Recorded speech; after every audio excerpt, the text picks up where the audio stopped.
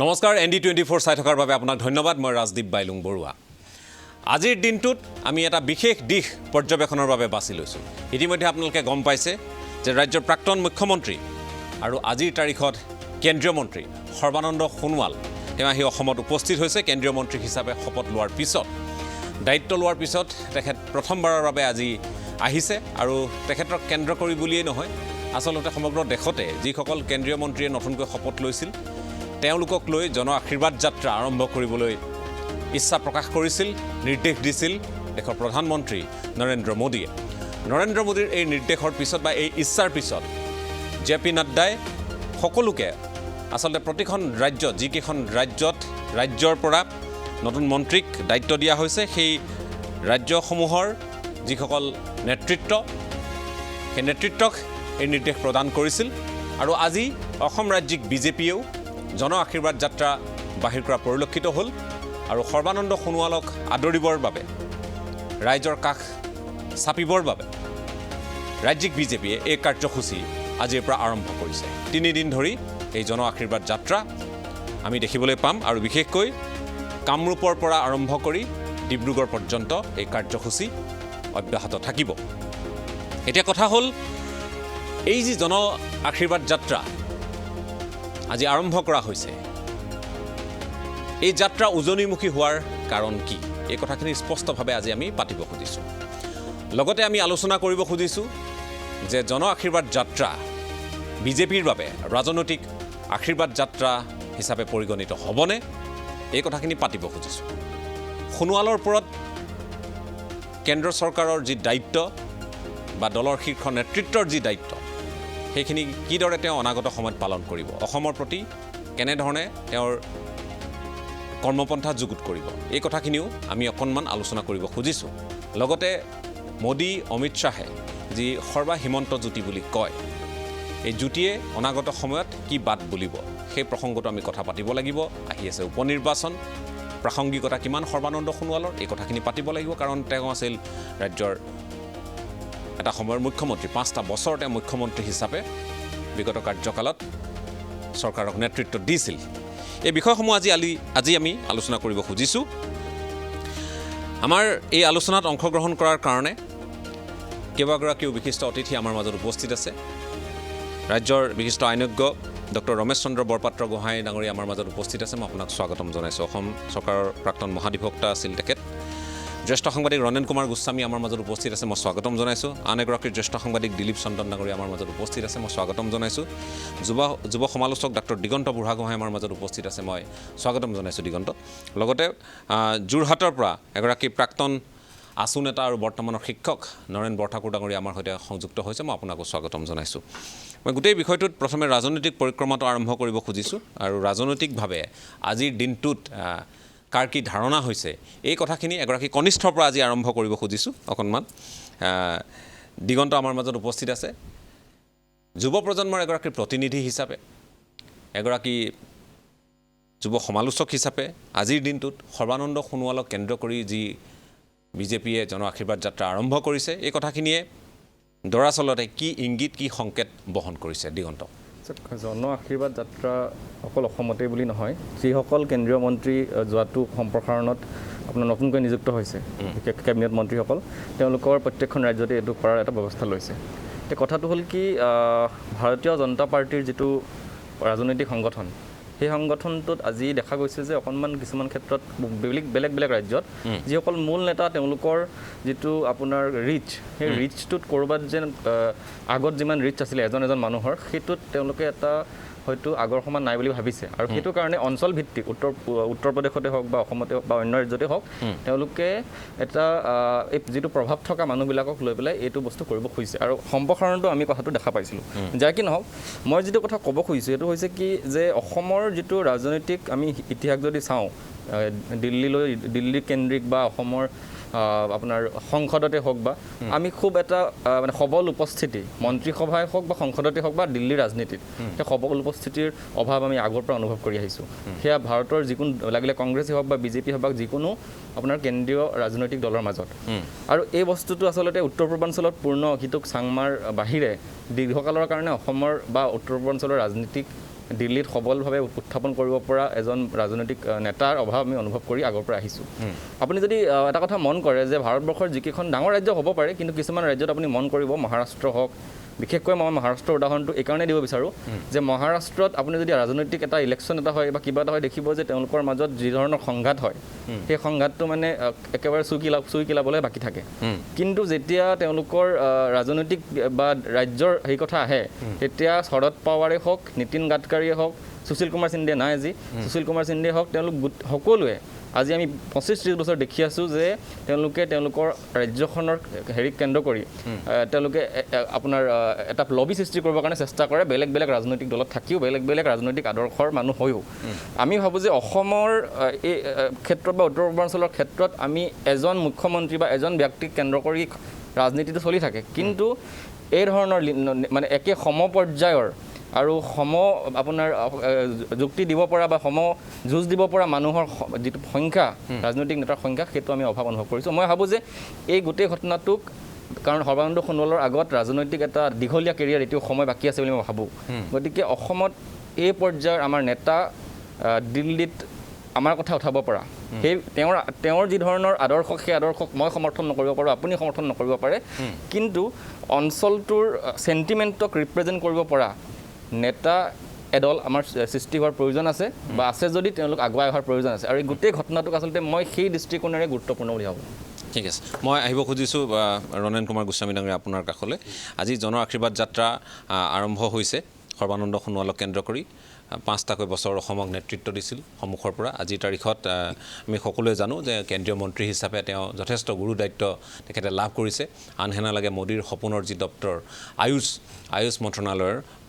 দায়িত্বটো আছে সৰ্বানন্দ সোণোৱাল তাৰ লগতে আমি এটা কথা আমি সকলোৱে গম পাওঁ যে সৰ্বানন্দ সোণোৱাল আজিৰ তাৰিখত মোদী কেবিনেটৰ যি আমি সকলোৱে জানো যে ৰাজনৈতিক যি তেওঁলোকৰ পৰিক্ৰমাৰ কেবিনেট যি সমিতি আছে এই সমিতিত তেখেতক অন্তৰ্ভুক্ত কৰা হৈছে আৰু যথেষ্ট ক্ষমতাশালী বুলি কোৱা হয় প্ৰভাৱপুষ্ট বুলি কোৱা হয় এই ছুপাৰ কেবিনেট বুলি কয় গতিকে এই দায়িত্বটো সৰ্বানন্দ সোণোৱাল আছে গতিকে মুখ্যমন্ত্ৰী পদ অতি হেলাৰঙে তেখেতে হিমন্ত বিশ্ব শৰ্মাক এৰি দিয়াৰ পিছত তেখেত পুৰস্কৃত হৈছে এই কথাটো বিভিন্নজনে বিভিন্ন ধৰণে ব্যাখ্যা আগবঢ়াইছে বাৰু কিন্তু কথাটো হ'ল যে আজিৰ তাৰিখত জন আশীৰ্বাদৰ জৰিয়তে ৰাইজৰ মাজলৈ পুনৰ আৰু উপনিৰ্বাচনৰ কথা আমি সকলোৱে শুনি আছোঁ তাৰ লগে লগে 24ত যিহেতু লোকসভা নিৰ্বাচনো আহিব গতিকে এই প্ৰসংগবোৰ আজি যিবোৰ কাৰ্যসূচী হাতত লোৱা হৈছে কিমান দূৰ কেনেধৰণৰ গুৰুত্ব থকা বুলি আপুনি অনুভৱ কৰে গুৰুত্ব নিশ্চয় আছে তাতে গুৰুত্ব আছে যেনেকৈ মানে সেই এক পিনৰ পৰা মুকলি কৰি দিয়ে এক পিনৰ পৰা আকৌ তাৰ বাধা নিষেধ যিটো আছে যেনেকৈ কোভিড প্ৰট'কল বেছি নামানিলে আকৌ সমালোচনাৰ শংকাটো সন্মুখত আছে তদুপৰি আমি সকলোৱে জানো যে আমাৰ ইয়াত নেতৃত্বত খুব বেছি মানে এটা সংঘাত আছে এইটো সকলোৱে জানে এইটো মানে এটা কি অ'পেন চিক্ৰেট যে কয় এটা মানে মুকলি সত্য এটা মুকলি এটা গোপন কথা যে আজি সৰ্বানন্দ সোণোৱাল আহিব যে মিডিয়াৰ স্পেচ লৈ আমাৰ এই চৰকাৰ অহাৰ পৰা মিডিয়াৰ স্পেচ লৈ একদম ওপৰৰ পৰা তললৈ মিডিয়াৰ স্পেচ লৈ পেলাই বৰ বেছি চিন্তা হয় যে কাম কৰক বা নকৰক 5 পৃষ্ঠাৰ এড দিব লাগিব ফুল পেজ এড দিব লাগিব কিবা কাম কৰক বা নকৰক এক মাহ হ'ল দিলে একেবাৰে ফুল পেজ এড এইটো কৈ আছে যে আমাক এইটোৰ কাৰণে দান লাগে এইটোৰ কাৰণে পাব্লিকৰ দান লাগে ভেকচিনৰ কাৰণে দান লাগে অমুকৰ কাৰণে দান লাগে তেনে অৱস্থা গতিকে সেইটো দিব লাগিব তদুপৰি আজিৰ দিনটোতহে ইজনে বোলে প্ৰেছ মিট যাতে সেইখন পায় স্বাস্থ্যমন্ত্ৰীয়ে দিছে কোভিড সম্পৰ্কত সেইটোতো স্পেচ দিব লাগিব তদুপৰি ৰঞ্জিত দাসে দিছে এখন প্ৰেছ মিট আকৌ 100 দিন লৈ পেলাই আজি সেইখন ওলাইছে এই কিন্তু পাৰ্টিৰ পিনৰ পৰা কোনো বিজ্ঞাপন নাই গতিকে ডাঙৰ কিবা এটা বিপৰীত এটা দিশ জনগণ ৰাইজৰ কথাটো বাদেই দিলোঁ পাৰ্টিৰ ভিতৰৰ পৰাই আছে এইটো একদম স্পষ্ট কাৰণ আজি কৰবাত নহয় কৰবাত আমাৰ অনুভৱ হ'ল সাপ্লিমেণ্ট হিচাপে ওলাইছে ওলা সেইবিলাক বাৰু চৰকাৰৰ কথা সেইবিলাক নকওঁ কিন্তু মই মানে সেয়া নোলোৱাকৈ কৈছোঁ মানে কোনো পিনৰ সেয়া নোলোৱাকৈ কৈছোঁ ভিতৰৰ পৰাই কিবা এটা চেষ্টা আছে এইটো স্পষ্ট কাৰণ পাৰ্টিৰ পিনৰ পৰা কোনো আশীৰ্বাদ যাত্ৰালৈ কোনো এড নাই কোনো ধৰণৰ বিজ্ঞাপন নাই, একো নাই। আৰু বাকী যিটো কথা কওঁ যে সৰ্বানন্দ সোণোৱাল আন নেতাৰ লগতে ঠিক যিটো আমি সকলোৱে জানো যে তাৰ অনানুষ্ঠানিক নেতৃত্ব যিটো সেইটো নাগপুৰৰ ৰাষ্ট্ৰীয় স্বয়ংসেৱক সংঘৰ দ্বাৰা নিৰ্দেশিত হয়। অকল ইডিঅলজিকেল নেতৃত্বই নহয়, যেনেকৈ বিভিন্ন খলপত্তাৰ আদৰ্শগত পথ দেখুৱাই তেওঁলোকে এটা কথা কৈছিলে, তেওঁলোকৰ পিনৰ পৰা এটা কথা ওলাইছিলে অভ্যন্তৰৰ পিনৰ পৰা যে এই যে মন্ত্ৰীসভাৰ সম্প্ৰসাৰণটো হ'ব, আপুনি বৰ ধুনীয়া দিশ এটা দেখাইছে, CCPত আছে, cabinet committee on political affairs, ৰাজনৈতিক পৰিক্ৰমা দপ্তৰ, ছুপাৰ কেবিনেট বুলি কোৱা হয় সেইখনক। তাতে লৈছে, কৈছে অহা 15 বছৰৰ ভিতৰত যিসকলে দলটোক নেতৃত্ব দিব, যেনেকৈ খুব যোগ্য মানুহ কিছুমান, যেনেকৈ ৰবিশংকৰ প্ৰসাদ, যেনেকৈ বহুত মানুহ যিবিলাক প্ৰকাশ জাভ্ৰেকাৰ, তেওঁলোক এতিয়া মন্ত্ৰীসভাত নাই। আগত 15 বছৰত যিসকলে নেতৃত্ব দিব তেনেসকলক দায়িত্ব দিয়া হৈছে। গতিকে সৰ্বানন্দ সোণোৱালক যথেষ্ট গুৰু দায়িত্ব দিয়া হৈছে। আৰু এনেকুৱা এটা দায়িত্ব দিয়া হৈছে বন্দৰ যে দেশৰ 80%, কমেও 80%, আচলতে বেছি হয় 95%, আচলতে কমেও 80% বাণিজ্য ইয়াৰ যোগেৰে হয়। কৰ্পৰেট হাউচৰ বৰ্তমানৰ নেতা আদানী আম্বানীৰ মূল ব্যৱসায়টো আগতে চব পৰ্টৰ পৰা আহে। গতিকে তাৰপিছত সাগৰমালা প্ৰজেক্ট, বাজপেয়ীৰ যিটো 8 লাখ কোটি টকাৰ যিটো সাগৰমালা প্ৰকল্প, তাৰ এটা অংগ মোদীৰ মানে সাগৰমালা বাজপেয়ী সাগৰমালা প্ৰজেক্ট মানে 8 লাখ কোটি টকাৰ বন্দৰবিলাকৰ খুব, গতিকে অতি গুৰুত্ব দায়িত্ব দিছে। তেওঁ কেনেকৈ পালন কৰে আমি আগত দিনত দেখা পাম। অতি গুৰু দায়িত্ব। তাৰপিছত আকৌ এটা ডাঙৰ কথা আমাৰ বহুতে লক্ষ্যই নকৰে যে বাৰ্মাত যিটো C2 এয়াৰপৰ্ট, ইণ্ডো পেচিফিকৰ যিবিলাক অত্যন্ত গুৰুত্বপূৰ্ণ কথা দেই, বৰ্তমান বিশ্ব ৰাজনীতিত যেনেকৈ বেল্ট এণ্ড ৰোড অৰ্গেনাইজেশ্যন, ঠিক তেনেকৈ তাক বেলেঞ্চ কৰিবলৈ তাৰ সাম্য ৰাখিব। ইণ্ডো পেচিফিকত যিটো মানে চীন দেশৰ যিটো আগ্ৰাসন, চীনৰ যিটো, তাৰ কাৰণে তাৰ বিপৰীতে মালাক্কা পৰ্ট, আজি বাৰ্মাৰ নিচিনা এখন দেশত য'ত গণতন্ত্ৰ মানে ভাৰতে সমৰ্থন কৰে, সেই ঠাইত ভাৰত নিশ্চুপ আছে। কাৰণ কালাদান পৰ্টটো ডেভেলপ কৰিবলৈ 9,000 কোটি টকাৰ প্ৰজেক্ট, সেইটো দায়িত্ব ভাৰতে লৈছে, C2টো, নহ'লে বাকীকেইটা লৈ যাব। সেই C2লৈ ৰাস্তা ওলাবৰ কাৰণে মিজোৰামত ঠাই লয়। গতিকে মিজোৰাম অসমে বন্ধ কৰি ৰাখিব নোৱাৰে, বুজিছে কথাটো। মিজোৰামটো এনেকুৱা এটা গুৰু দায়িত্ব সৰ্বানন্দ সোণোৱালক দিছে। গতিকে কেন্দ্ৰীয় নেতৃত্বই ভৰসা কৰিছে, তেওঁ কেনেকৈ সেই প্ৰত্যাহ্বান সন্মুখীন হয়, কেনেকৈ, সেইটো তেওঁৰ কথা নহয়, সকলোৱে চাই থাকিব। আৰু বাকীটো হ'ল যিটো আশীৰ্বাদ যাত্ৰা। গতিকে এটা আভ্যন্তৰীণ আমি দেখিছোঁ যে দেখাত ইটো মন্ত্ৰীক লাভলীনাৰ ওচৰলৈ পঠাই দিছে, সেইটোৱে গুৰুত্ব পাবই। সেই এটা চেষ্টা পাৰ্টীৰ একধৰণৰ নেতৃত্বৰ পৰা আছে। কিন্তু সৰ্বানন্দ সোণোৱালৰ যিটো গ্ৰহণযোগ্যতা মই দেখিছোঁ, আমাৰ দিগন্ত বুঢ়াগোহাঁই কৈছে আমি সমৰ্থন কৰিব পাৰোঁ নকৰিব পাৰোঁ, কিন্তু এটা কথা ঠিক যে অসম এখন নৃতত্ব যাদুঘৰ, তাত কোনো ধৰণৰ, মই খালি মোৰ মানে মনত আছে ঠিক 2016 চনত আহিছিলতো ক্ষমতাত, 2015 চনৰ 7 ছেপ্টেম্বৰৰ দিনা কেব চিটিজেনশ্বিপ এমেণ্ডমেণ্ট বিলখন নহয়, নটিফিকেশ্যনখন, অধিসূচনাখন জাৰি কৰিছিলে। সেইখনৰ নাম কেব নাছিলে, কাৰণ কেবটো পিছত ওলাইছে। অধিসূচনাখন জাৰি কৰিছিলে 2015 ছেপ্টেম্বৰৰ 2015ৰ 7 ছেপ্টেম্বৰ নেকি, খুব সম্ভৱ 7 ছেপ্টেম্বৰ। 20 ছেপ্টেম্বৰৰ দিনা ডিব্ৰুগড়ৰ এখন সভাত সৰ্বানন্দ সোণোৱালে এটা কমিউনেল কথা কৈছিলে যে হিন্দুসকল অহাৰ কাৰণে অসুবিধা হোৱা নাই, মুছলমানসকল অহাৰ কাৰণে অসুবিধা হৈছে। সেইটো 21 ছেপ্টেম্বৰৰ আপুনি কাকতবিলাকত চালে পাব সেই কথা। তাৰ পিছৰ পৰা মই কোনোদিন শুনা নাই, মাজতে এবাৰ কিবা এটা কৈছিলে, কিন্তু সেইবিলাক নিৰ্বাচনৰ সময়তো, কিন্তু কোনো ধৰণৰ ইমান হেঁচা স্বত্বেও এটা গ্ৰহণযোগ্যতা, মানে বাকী কোৱা হৈছে কি যে অমুক ধৰ্মৰ মানুহৰ ভোট মোক নালাগে, এই যিটো গ্ৰহণযোগ্যতা এইটো সকলোৱে বিচাৰে। আপুনি আজি 3 দিন, আপুনি কেইদিনমান, এসপ্তাহ আগৰ, আপুনি দুসপ্তাহ আগৰ জুলাই মাহৰ 5-6 তাৰিখৰ টাইমছ অফ ইণ্ডিয়া এডিটৰিয়েল পাব যে কিয় ক'লে ভগৱতে, কিয় ক'লে যে DNA-ত আমাৰ হিন্দু মুছলমানৰ DNA-কে কি কাৰণে ক'লে যে 19% ভোট এক বেলেগ ধৰ্মৰ মানুহৰ ইছলামধৰ্মী মানুহৰ ইউপিত সেই গতিকে নিৰ্বাচনী কাৰণত আপুনি এইবিলাক ক'বই লাগিব মানুহৰ মাজত গ্ৰহণযোগ্যতা লাগিব সেই গ্ৰহণযোগ্যতাটো নেতৃত্বত দেখা পাইছে গতিকে সৰ্বানন্দ সোণোৱালে সেই গ্ৰহণযোগ্যতাটো এক পিনৰ পৰা সংকিতকৰণ এক পিনৰ পৰা সংকুচিতকৰণ এক পিনৰ পৰা প্ৰসাৰ এই যিটো আমি দেখা পাইছোঁ সৰ্বানন্দ সোণোৱালৰ ওপৰত পাৰ্টি ভৰসা কৰিছে আজি বহুতখিনি আমি সহায় দেখা পাইছোঁ কিন্তু তাততো বাধা আছে তাতকৈ আছে আমি সেই আজি মুখ্যমন্ত্ৰীগৰাকীয়ে এটা কথা উল্লেখ কৰিছে অৱশ্যে তেখেতে যেতিয়া হেঙেৰাবাৰীৰ ৰাজ্যিক বিজেপিৰ মুখ্য কাৰ্যালয়ত যেতিয়া ভাষণ দি আছিল তেতিয়া কৈছে যে এগৰাকী প্ৰতিনিধি ভাল আছিলে হয় যদি প্ৰতিনিধি এগৰাকী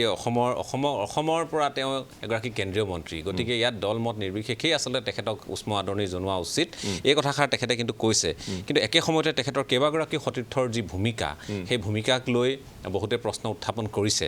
মুখ্যমন্ত্ৰীয়ে পুৱা নিজেই গৈ আদৰিছে হেঙেৰাবাৰীলৈ দ্বিতীয়টো কাৰ্যসূচীত তেওঁ গৈ সৰ্বানন্দ সোণোৱালক তেওঁ সম্ভাষণ জ্ঞাপন কৰিছে সম্বৰ্ধনা জনাইছে সেয়েহে তেওঁলোকৰ এই ভূমিকাৰ পৰিৱৰ্তে আজি একালত সৰ্বানন্দ সোণোৱালৰ মন্ত্ৰীসভাত প্ৰথমবাৰৰ কাৰণে মন্ত্ৰী হোৱাৰ সুযোগ পোৱা অতুল বৰা কেশৱ মহন্ত তেওঁলোক আজি অন্তৰ্ধান এক প্ৰকাৰে এই কথাখিনিক লৈ প্ৰশ্ন উত্থাপন হৈছে ৰাজ্যিক বিজেপিৰ প্ৰাক্তন সভাপতিগৰাকীয়ে আজি তেওঁ সংবাদমেল কিয় আয়োজন কৰিবলগীয়া হ'ল কি পৰিস্থিতিত তাক লৈ প্ৰশ্ন উত্থাপন হৈছে কেশৱ মহন্তৰ সংবাদমেলৰ কথাও ক'লোঁ এই একেটা দিনতে ইমানবোৰ কাকতলীয় সংযোগ নিশ্চয় হ'ব নোৱাৰে এই কথাবোৰ আহিছে যে কি নহওক মই নাজানো কিন্তু কথাবোৰ আলোচনা হৈছে যে কি নহওক আমি বিষয়টো আগুৱাই নিব লাগিব মই ৰাজনৈতিক বিষয়টো সন্দৰ্ভতো কথা পাতিব লাগিব আমি তেখেতৰ ভৱিষ্যত পৰিকল্পনা তেখেতৰ প্ৰাসংগিকতা উত্তৰ পূৰ্বাঞ্চলত তেখেতৰ গ্ৰহণযোগ্যতা এই কথাখিনিৰ ওপৰত আমি কথা পাতিব লাগিব সৰ্বভাৰতীয় পৰ্যায়ত তেখেতৰ গ্ৰহণযোগ্যতাৰ প্ৰসংগ আমি দেখিছোৱেই গতিকে মই দিলীপ চন্দ্ৰ ডাঙৰীয়া আপোনাৰ কাষলৈ আহিছোঁ তাৰপিছত মই ডক্টৰ ৰমেশ চন্দ্ৰ বৰপাত্ৰ গোহাঁই ডাঙৰীয়াৰ কাষলৈ যাম মই IMDTৰ বিষয়ে কিছু কথা তেখেতৰ পৰা জানিবলৈ আমি চেষ্টা কৰিম তেখেত যিহেতু আজি এগৰাকী মহাধিবক্তা হিচাপে কাৰ্যনিৰ্বাহ কৰিছে যথেষ্ট সময় হয় সেইটো আমি সংযোগ কৰিব লাগিব হয় মই সেইকাৰণে মই আহিছোঁ দিলীপ চন্দ্ৰ ডাঙৰীয়া আজিৰ দিনটোৰ গোটেই কাৰ্যপন্থাটোক লৈ আপুনি কি দেখিছে গোস্বামী ডাঙৰীয়াই বিশাল এটা ব্যাপ্তি লৈ পেলাই আলোচনাটো উলিয়ালে আমি আচলতে বহুত দূৰলৈ গুচি গৈছোঁ তথাপিও ঘূৰি আহিব খুজিছোঁ অকণ মই মানে তেখেতে খুব উপযুক্তভাৱে খুব বহুতখিনি ভাল কথা ক'লে তো মই এইটো কথা দিগন্তৰ সুৰতে মিলাই কৈছোঁ যে অসমৰ যিটো মানে বা উত্তৰ পূৰ্বাঞ্চলৰ যিটো প্ৰতিনিধিত্ব সেই প্ৰতিনিধিত্বটো লৈ পেলাই আমি আজি বহুদিনৰ পৰা আমি বিভিন্ন ধৰণে আপত্তি কৰি থাকিব লগা হৈছে অশান্তি পাই আছোঁ তো এইবাৰ অকণমান কিবা এটা বেলেগ আমাৰ হৈছে আমাৰ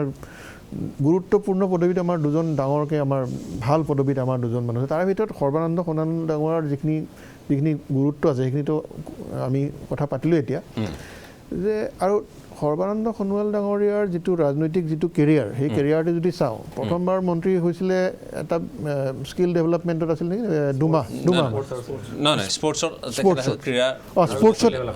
স্কিল ডেভেলপমেণ্ট এণ্ড স্পৰ্টছ 2 মাহমান আছিলে তাৰপিছত আকৌ তেখেতে আকৌ 2 বছৰৰ কাৰণে হ'ল তাৰপিছত তাৰ আগতেতো মানে MP হ'লেই তাৰপিছত আহি পেলাই ইয়াতে আমাৰ মুখ্যমন্ত্ৰী হ'ল এতিয়া আকৌ কেন্দ্ৰীয় মন্ত্ৰীসভাৰ গুৰুত্বপূৰ্ণ 95-95%তকৈও বেছি হ'লেও কম নহয় আৰু সাম্প্ৰতিক কালত এই পোৰ্টৰ গোটেই কথাটো ভাৰতৰ কাৰণে বিভিন্ন আজি গোটেই ভাৰতৰ যিমান প্ৰাদেশিক যিমান অৰ্থনীতি আছে তাত এই পোৰ্টৰ কথাটো সকলোৱে সংযোজিত হ'ব বিচাৰে আমি অসমত গৈছোঁ গতিকে বিৰাট গুৰুত্বপূৰ্ণ বিভাগ পাইছে আৰু ৰাজনৈতিকভাৱে তেখেতক দায়িত্ব দিয়া হৈছেই আমি আশা কৰিছোঁ ইয়াৰ আৰু আপুনি যিখিনি প্ৰসংগ উলিয়ালে এই ৰাজনীতিত এই ধৰণৰ কথাবিলাক একো নতুন নহয় ইয়াৰে অকণমান এইবিলাক থাকে আৰু তথাপিও এটা কথা ভাল লাগে যে বিভিন্ন আগতে বিৰাট আলোচনা হৈছিলে 2টা লবিৰ কথা মহন্ত লবি ডক্টৰ হিমন্ত বিশ্ব শৰ্মাৰ লবি সেই কথাটো যে নাই আচলতে থাকিলেও কিবা মানে কোনোবাই বনাই পেলাব গৈছে কাৰণ আমি তেওঁলোকৰ যিটো সমিল মিলেৰে তেওঁলোক দুইজনে যিধৰণে গৈছে আণ্ডাৰষ্টেণ্ডিঙৰ কোনে নেতৃত্বত কোনটো নেতৃত্বত কোন থাকিব তেওঁলোকৰ ভিতৰত এক ধৰণৰ এটা আণ্ডাৰষ্টেণ্ডিং আছে নিশ্চয় আৰু তেনেকৈ গ'লেহে অঞ্চলটো বা ৰাজ্যখন আগুৱাব পাৰিব ইয়াত লবিকেন্দ্ৰিক কিছুমান কথা কৈ পেলাই মানুহক ডাইভাৰ্ট কৰিব খোজাৰ প্ৰচেষ্টা এটা চলি থাকে মই যিমান দূৰ জানো আৰু যদি আছিলো কিবা তেনেকুৱা কিন্তু এতিয়া সাম্প্ৰতিক পৰিস্থিতিত বিজেপিৰ যি ধৰণৰ অৱস্থা ইয়াত তেনেকুৱা কোনো ধৰণৰ কথা নাই আৰু দুইজনে ভৱিষ্যতৰ দিনত খুব গুৰুত্বপূৰ্ণ নেতা হ'ব বুলি মই ভাবোঁ প্ৰাদেশিক ক্ষেত্ৰত আন্তঃৰাষ্ট্ৰীয় ক্ষেত্ৰত দুইজনে সমানে গুৰুত্বপূৰ্ণ কিন্তু আহিছে যে আজি সোণোৱাল ডাঙৰীয়াৰ কথা আহিছে এই যিটো যাত্ৰাৰ কথা আহিছে এতিয়া চাওক বিজেপি চৰকাৰৰ সামগ্ৰিকভাৱে কেইবাখনো ৰাজ্যত নিৰ্বাচন আহি আছে খুব সোনকালে কেইবাখনো ৰাজ্যত নিৰ্বাচন হ'ব আৰু যিবিলাক হ'ল সেই তাৰ ফলাফলবিলাকো বৰ ভাল নহয় আৰু যিটো কোভিড পৰিস্থিতিক লৈও বিভিন্ন কথা আহিছে গতিকে সামগ্ৰিকভাৱে দলটোৱে তেওঁলোকে নতুন নতুন এইবিলাক কাৰ্যক্ৰমণিকা কিয় লৈছে তেওঁলোকে স্বাভাৱিকতে ক্ষমতাৰ স্বাৰ্থৰ কথা আছে তেওঁলোকে সেই বিভিন্ন কথাবিলাক ভাবি পেলাই লৈ পেলাই এই ধৰণৰ কাৰ্যসূচীবিলাক লৈছে আজি আমি ৰাজ্যৰ ক্ষেত্ৰতে যদি চাওঁ কালি আমাৰ মুখ্যমন্ত্ৰী ডাঙৰীয়াই ঘোষণা কৰিলে যে এতিয়াৰ পৰা কেবিনেটবিলাক ডিষ্ট্ৰিক্ট হেডকোৱাৰ্টাৰত হ'ব ডিষ্ট্ৰিক্টৰ বিভিন্ন জিলাত হ'ব আৰু তেওঁ মুকলিকৈ কৈয়ে দিছে আহোঁতে এই কেবিনেটৰ মানুহকেইজনে জিলা চুই আহিব লাগিব তাতছত আহিব লাগিব অতি কমেও 4খন এইবিলাক কি এইবিলাক আচলতে এইবিলাক তেওঁলোকৰ আৰু বিজেপি এটা সুসংঘবদ্ধ সংগঠিত এটা ৰাজনৈতিক দল তেওঁলোকে এইবিলাক বিভিন্ন ধৰণৰ পৰীক্ষা নিৰীক্ষা তেওঁলোকে কৰি থাকে কৰি সেইবিলাক ইমপ্লিমেণ্ট কৰে গতিকে আজি যিখিনি হৈছে এইও এটা পৰিকল্পিত এটা আচম্বিতে হোৱা কোনো ধৰণৰ প্ৰগ্ৰেম এইবিলাক নহয় পৰিকল্পিতভাৱে তেওঁলোকৰ প্লেন কৰা মানুহ আছে নাগপুৰেই হওক বা দিল্লীয়ে হওক য'তেই হওক প্লেন কৰা মানুহ আছে আৰু সেইধৰণে আজি আগুৱাই নিছে আৰু মই ভাবোঁ সৰ্বানন্দ সোণোৱাল ডাঙৰীয়াৰ কাৰণে আজিৰ দিনটো যথেষ্ট তাৎপৰ্যপূৰ্ণ তেখেতে দ্বিতীয়বাৰৰ কাৰণে এনেকৈ দায়িত্ব পাই পেলাই আজি প্ৰথম আহিছে আমাৰ ইয়ালৈ আৰু তেখেতেও নিশ্চয় বিভিন্ন গুণাকথা কৰিব আৰু কেনেকৈ সামগ্ৰিকভাৱে ৰাষ্ট্ৰীয় নেতৃত্বৰ লগতে তেখেতৰ যিহেতু ছাত্ৰ অৱস্থাৰ পৰা গোটেই বস্তুটো তেখেতসকলে বেছটোৱেই আছিল কেন্দ্ৰৰ শোষণ কেন্দ্ৰৰ অৱহেলা যিটো সংগঠনত তেওঁ নেতৃত্ব দিছিল ছাত্ৰ অৱস্থাত সেই কথাটোৰতো নিশ্চয় যুক্তিযুক্ততা আছিল তেতিয়া আৰু এতিয়া প্ৰাসংগিকতা এতিয়াও আছে গতিকে সেই কথাবিলাক নিশ্চয় তেখেতে ছাত্ৰ ৰাজনীতিৰ পৰা আহি পেলাই আজি এতিয়া কেবিনেট মন্ত্ৰীৰ দায়িত্ব লোৱাৰ পিছত নিশ্চয় ৰিয়েলাইজেশ্যন হ'ব হৈ পেলাই অসমৰ যিখিনি আছে বা উত্তৰ পূৰ্বাঞ্চলৰ যি অভাৱ অভিযোগ সেইখিনি বা অৱহেলাৰ যিখিনি আমি পাই আছোঁ সেইখিনি আঁতৰ কৰাৰ কাৰণে ডেফিনেটলি তেখেতে এটা এই অটবৰ দায়িত্বৰ পিছতো নিশ্চয় এটা ছেপাৰেটলি কিবা এটা নিশ্চয় এটা তেখেতে নেতৃত্ব দিয়াৰ কথা ভবাটো যুগুত আৰু সেইটো তেখেতে আমি কওঁ নকওঁ তেখেতৰ ইমান দিনৰ অভিজ্ঞতাৰে নিশ্চয় সেইটো এটা কৰিব নহ'লে কিন্তু তেওঁৰ নেতৃত্বৰ যিটো স্থায়িত্বৰ কথা আমি পাতিছোঁ সেই স্থায়িত্ব নাথাকিব কিন্তু কাৰণ আমাক সৰ্বভাৰতীয় নেতা লাগে আমি গৌৰৱ কৰিব পাৰোঁ কিন্তু গৌৰৱ কৰি থাকিমনে আমি আমাক নহয় আমি গৌৰৱ কৰি থাকিলে নহ'ব নহয় কেৱল আমাকো লাগে নহয় যে আমাৰ এজন ভাৰতৰ অমুক ডাঙৰ নেতা হৈছে হ'লে কি হ'ব আমি কি পাইছোঁ আমাকো লাগিব নহয় গতিকে আমাৰ অঞ্চলটোৱে যাতে তেখেতৰ পৰা এই নেতৃত্বৰ জৰিয়তে আগতে আমি কি পালোঁ কি নাপালোঁ সেইবিলাক আৰু হিচাপ কৰি কি পাম আৰু তেখেতৰ পৰা ৰাইজে আশা কৰিছে গতিকে এই কথাটো যাতে তেখেতে আজি হয়তো মুহূৰ্তত সংগোপনে হ'লে এবাৰ হ'লেও তেখেতে চিন্তা কৰিব এই আলোচনাবিলাক অভিজ্ঞতাৰ পৰা তেখেতে আজি ইয়াত সৰজমিনভাৱে আজি অসমত আছে ঠিক এইটোৱে মই ভাবোঁ হয় মই আকৌ আহিম আপোনাৰ কাষলৈ মই যিহেতু আমাৰ মাজত আজি এগৰাকী বিশিষ্ট আইনজ্ঞ উপস্থিত আছে আৰু তেখেতে বিশেষভাৱে আমি ক'ব পাৰোঁ যে সৰ্বানন্দ সোণোৱালৰ তেখেত যেতিয়া সদৌ অসম ছাত্ৰ সন্থাৰ দায়িত্বত আছিল তেতিয়াৰ পৰা আজিৰ তাৰিখলৈ আমি এতিয়া অৱশ্যে নাজানো মই আকৌ কৈছোঁ তাতে এটা ভাল সম্পৰ্কৰ আৰু লগতে আইনী পৰামৰ্শ যথেষ্টখিনি আগবঢ়া এজন ব্যক্তি ৰমেশ চন্দ্ৰ বৰপাত্ৰ গোহাঁই ডাঙৰীয়া মই আপোনাৰ কাষলৈ আহিছোঁ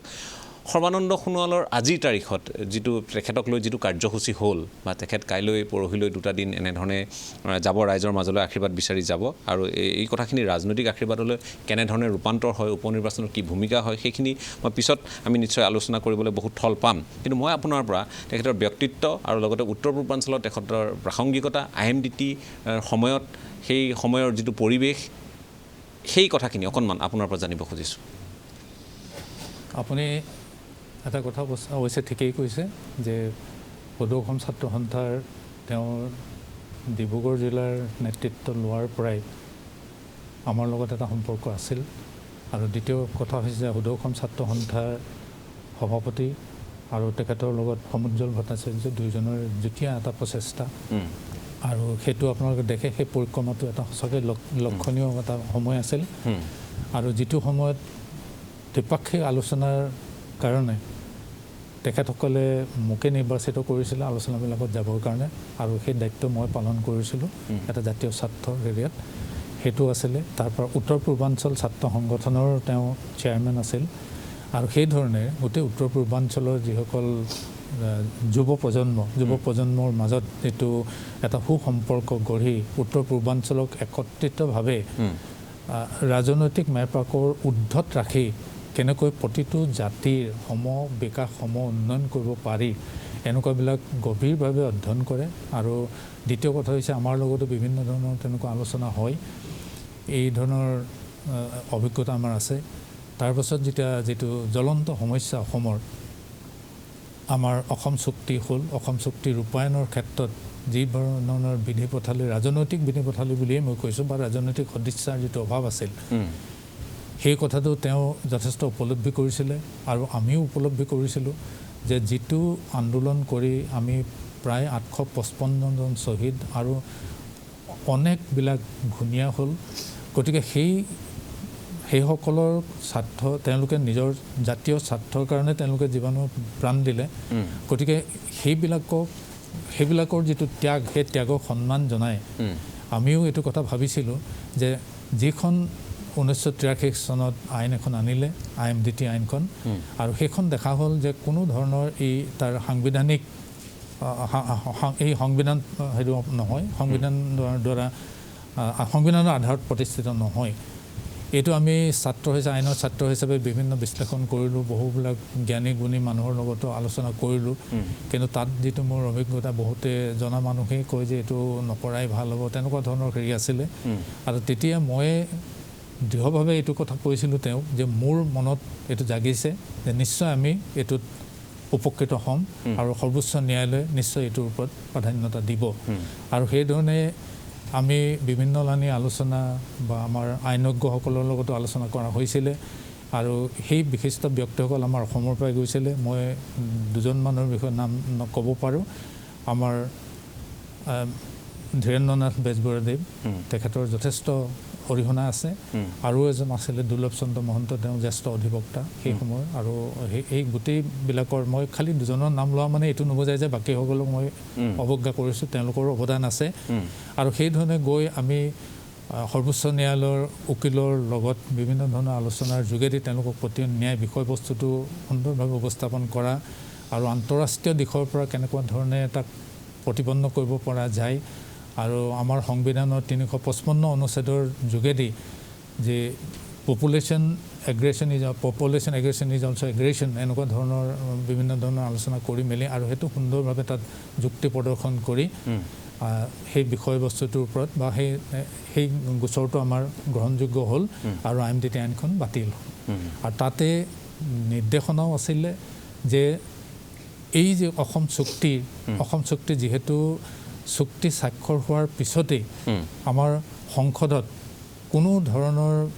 বাদানুবাদ নোহোৱাকৈ সৰ্বসন্মতিক্ৰমে এইটো গৃহীত হৈছিলে। আৰু সেইকাৰণে মই ভাবোঁ যে তাত আইনগতভাৱে বা বিধানপালিকাৰ এটা স্বীকৃতি আছে। দ্বিতীয় কথা হৈছে যে আমাৰ ন্যায়পালিকাও সেইটো সৰ্বানন্দ সোণোৱাল গোচৰ নম্বৰ 1 2005 চনত যিটো ৰায় দিলে, সেইটোৰ দ্বাৰাই স্বীকৃত হ'ল। আৰু নিৰ্দেশ দিলে কেন্দ্ৰীয় চৰকাৰ বা ৰাজ্য চৰকাৰক যে তেওঁলোকৰ যিখিনি কৰণীয় আছে সেই জাজমেণ্টতে স্পষ্টভাৱে উল্লেখ আছে, সেইখিনি কৰিব লাগে। আৰু সেই মৰ্মে তেনেকৈ আগুৱাই গৈ থাকিলে। তাৰপাছতে তেওঁ তাতে পাৰ্লিয়ামেণ্টৰ সাংসদ হৈছিলে। আৰু সাংসদ হওঁতেও আমি যিখিনি পাৰিছিলোঁ আমাৰ সামৰ্থ্যৰে তেখেতক সহযোগ দিছিলোঁ, কিন্তু আন্তৰিকতাটো সদায় আছিলে। আৰু বিশেষকৈ কেইখনমান বিধেয়ক, ৰাষ্ট্ৰীয় পৰ্যায়ৰ কেইখনমান বিধেয়কত তেখেতৰ যিটো ভূমিকা আছিল বা যুক্তি প্ৰদৰ্শন আছিল, সেইটো প্ৰশংসনীয় আছিল। ঠিক তেনেধৰণে কামবিলাক কৰি আহিছে। আৰু মই আজি দীঘলীয়া পৰিক্ৰমা তেওঁৰ লগত যিটো মোৰ সম্পৰ্ক, সেইটোৰ পৰা মই ভাবোঁ যে আমাৰ উত্তৰ পূৰ্বাঞ্চলৰ, মই কেৱল মাত্ৰ অসমকে কোৱা নাই, উত্তৰ পূৰ্বাঞ্চলৰ প্ৰতিটো জনগোষ্ঠীৰ প্ৰতি তেওঁৰ যিটো আনুগত্যতা বা তেওঁৰ আন্তৰিক যিটো শ্ৰদ্ধা বা ভালপোৱা, সেই কথাটো মই নিজে ব্যক্তিগতভাৱে পাইছোঁ কাৰণে মই এটা মোৰ নিজৰ ব্যক্তিগত দৃষ্টিভংগীহে মই ক'ম। আৰু দ্বিতীয় কথা হৈছে মই যিহেতু অৰাজনৈতিক মানুহ, মই অৰাজনৈতিকভাৱেহে মোৰ বিশ্লেষণটো মই দাঙি আনিম। এতিয়া আটাইতকৈ ডাঙৰ কথা হৈছে হয়তো কিবা এটা বস্তু মানুহে ইচ্ছা কৰিলেও বিভিন্ন ধৰণৰ বাধাৰ কাৰণে, বিশেষকৈ ৰাজনৈতিক বাধা বা ৰাজনৈতিক সদিচ্ছা নোহোৱাৰ কাৰণে সফল নহয়। সৰ্বানন্দ সোণোৱালৰ নেতৃত্বতে প্ৰথমে আমাৰ যিসকল আমাৰ স্থানীয় মানুহ আছে বা যিসকলক আমি আমাৰ ইণ্ডিজিনিয়াছ পিপুল বুলি আমি যাক কওঁ, তেওঁলোকৰ কৃষি ভূমিৰ পৰা অন্যান্য ভূমিৰ ওপৰত যিটো অধিকাৰ, সেই অধিকাৰৰ কাৰণে তেওঁ এটা সমিতি গঠন কৰি দিছিলে, হৰিশংকৰ ব্ৰহ্ম। তাতে আমাৰো এটা সৌভাগ্য হৈছিলে তাত থকাৰ। আৰু বিভিন্ন ধৰণে আমি অধ্যয়ন কৰি প্ৰতিটো জনগোষ্ঠীৰ প্ৰতিনিধি, প্ৰত্যেক সংগঠনৰ নেতৃত্বৰ লগতে বিভিন্ন ৰাজনৈতিক দলৰ লগত কথা বতৰা পাতি আমি সেইটো এটা আঁচনি আমি তাত প্ৰতিবেদন দাখিল কৰিলোঁ। আৰু সেই প্ৰতিবেদন মৰ্মে 2019 চনত লেণ্ড পলিচি হ'ল। আৰু সেই অনুক্ৰমে এতিয়া ভূমি পট্টন দিয়াৰ পৰা এই প্ৰচেষ্টাটো তাত হৈছে। সেইটো এটা অৱশ্যে তেওঁৰ পজিটিভ দিশ আৰু তেওঁ সঁচাকৈ আন্তৰিকতাৰে হেৰি কৰিছিলে। তাৰপাছতে 6 নং দফাৰ কাৰণে আমাৰ ন্যায়াধীশ বিপ্লৱ কুমাৰ শৰ্মাৰ নেতৃত্বত আৰু তাতো আমিও ভাগ লৈছিলোঁ। আৰু তেতিয়া আমি প্ৰত্যেকটো জনগোষ্ঠী, দল, সংগঠন, ৰাজনৈতিক দল সংগঠনৰ পৰা বিশিষ্ট ব্যক্তি, আমাৰ বৰেণ্য ব্যক্তিসকল আছে অসমৰ, সকলোৰে পৰামৰ্শ লৈ আমাৰ সেই প্ৰতিবেদনটো দিয়া হৈছিলে। আৰু সেইটো মই ভাবোঁ যে কিবা এটা কাৰণত হয়তো পিছুৱাই গৈছে, কিন্তু এতিয়া মই ভাবোঁ যে জাতীয় স্বাৰ্থৰ ক্ষেত্ৰত এইটো 6 নং দফাৰ যিটো প্ৰতিবেদন দিয়া হ'ল, তাক আৰু যদি বিশ্লেষণ কৰে সেইটো কৰাত কোনো বাধা নাই, আৰু উন্নত কৰক। কিন্তু সেইটো ৰূপায়ণ কৰিলে তেতিয়া মই ভাবোঁ যে 855জন শ্বহীদ আৰু এই পংগু যিসকল হ'ল, যিসকলে জাতীয় স্বাৰ্থত নিজৰ চাকৰি জলাঞ্জলি দিলে বা চাকৰি এৰিব লগা হ'ল, এই মানুহখিনিৰ লগতে সৰ্বসাধাৰণ মানুহ উপকৃত হ'ব বুলি মই ভাবোঁ। তেখেতৰ এটা দায়িত্ব আহি পৰিব, তেখেতৰ গধুৰ এটা দায়িত্ব আছে। আজি যিটো আশীৰ্বাদ যাত্ৰাৰ কথা কোৱা হৈছে আৰু তেখেতৰ ওপৰত যিটো আস্থা কেন্দ্ৰীয় নেতৃত্বই লৈছে, সেই আস্থাটো ফলপ্ৰসূ কৰিবৰ কাৰণে মই ভাবোঁ যে দল বা ৰাজনৈতিক ক্ষেত্ৰৰ ঊৰ্ধত থাকি আমাৰ বিশেষকৈ উত্তৰ পূৰ্বাঞ্চল, তেখেতৰ লগতে আৰু কিৰণ ৰিজিজুকো এটা গধুৰ দায়িত্ব দিয়া হৈছে, আইনৰ হেৰি এটা আছে। গতিকে এই যিটো পদক্ষেপ হ'ব, কিন্তু এতিয়া এটা কথা হৈছে কি, মানুহক পতিয়ন নিয়াবৰ কাৰণে যে আমি কিবা এটা কাম কৰিম,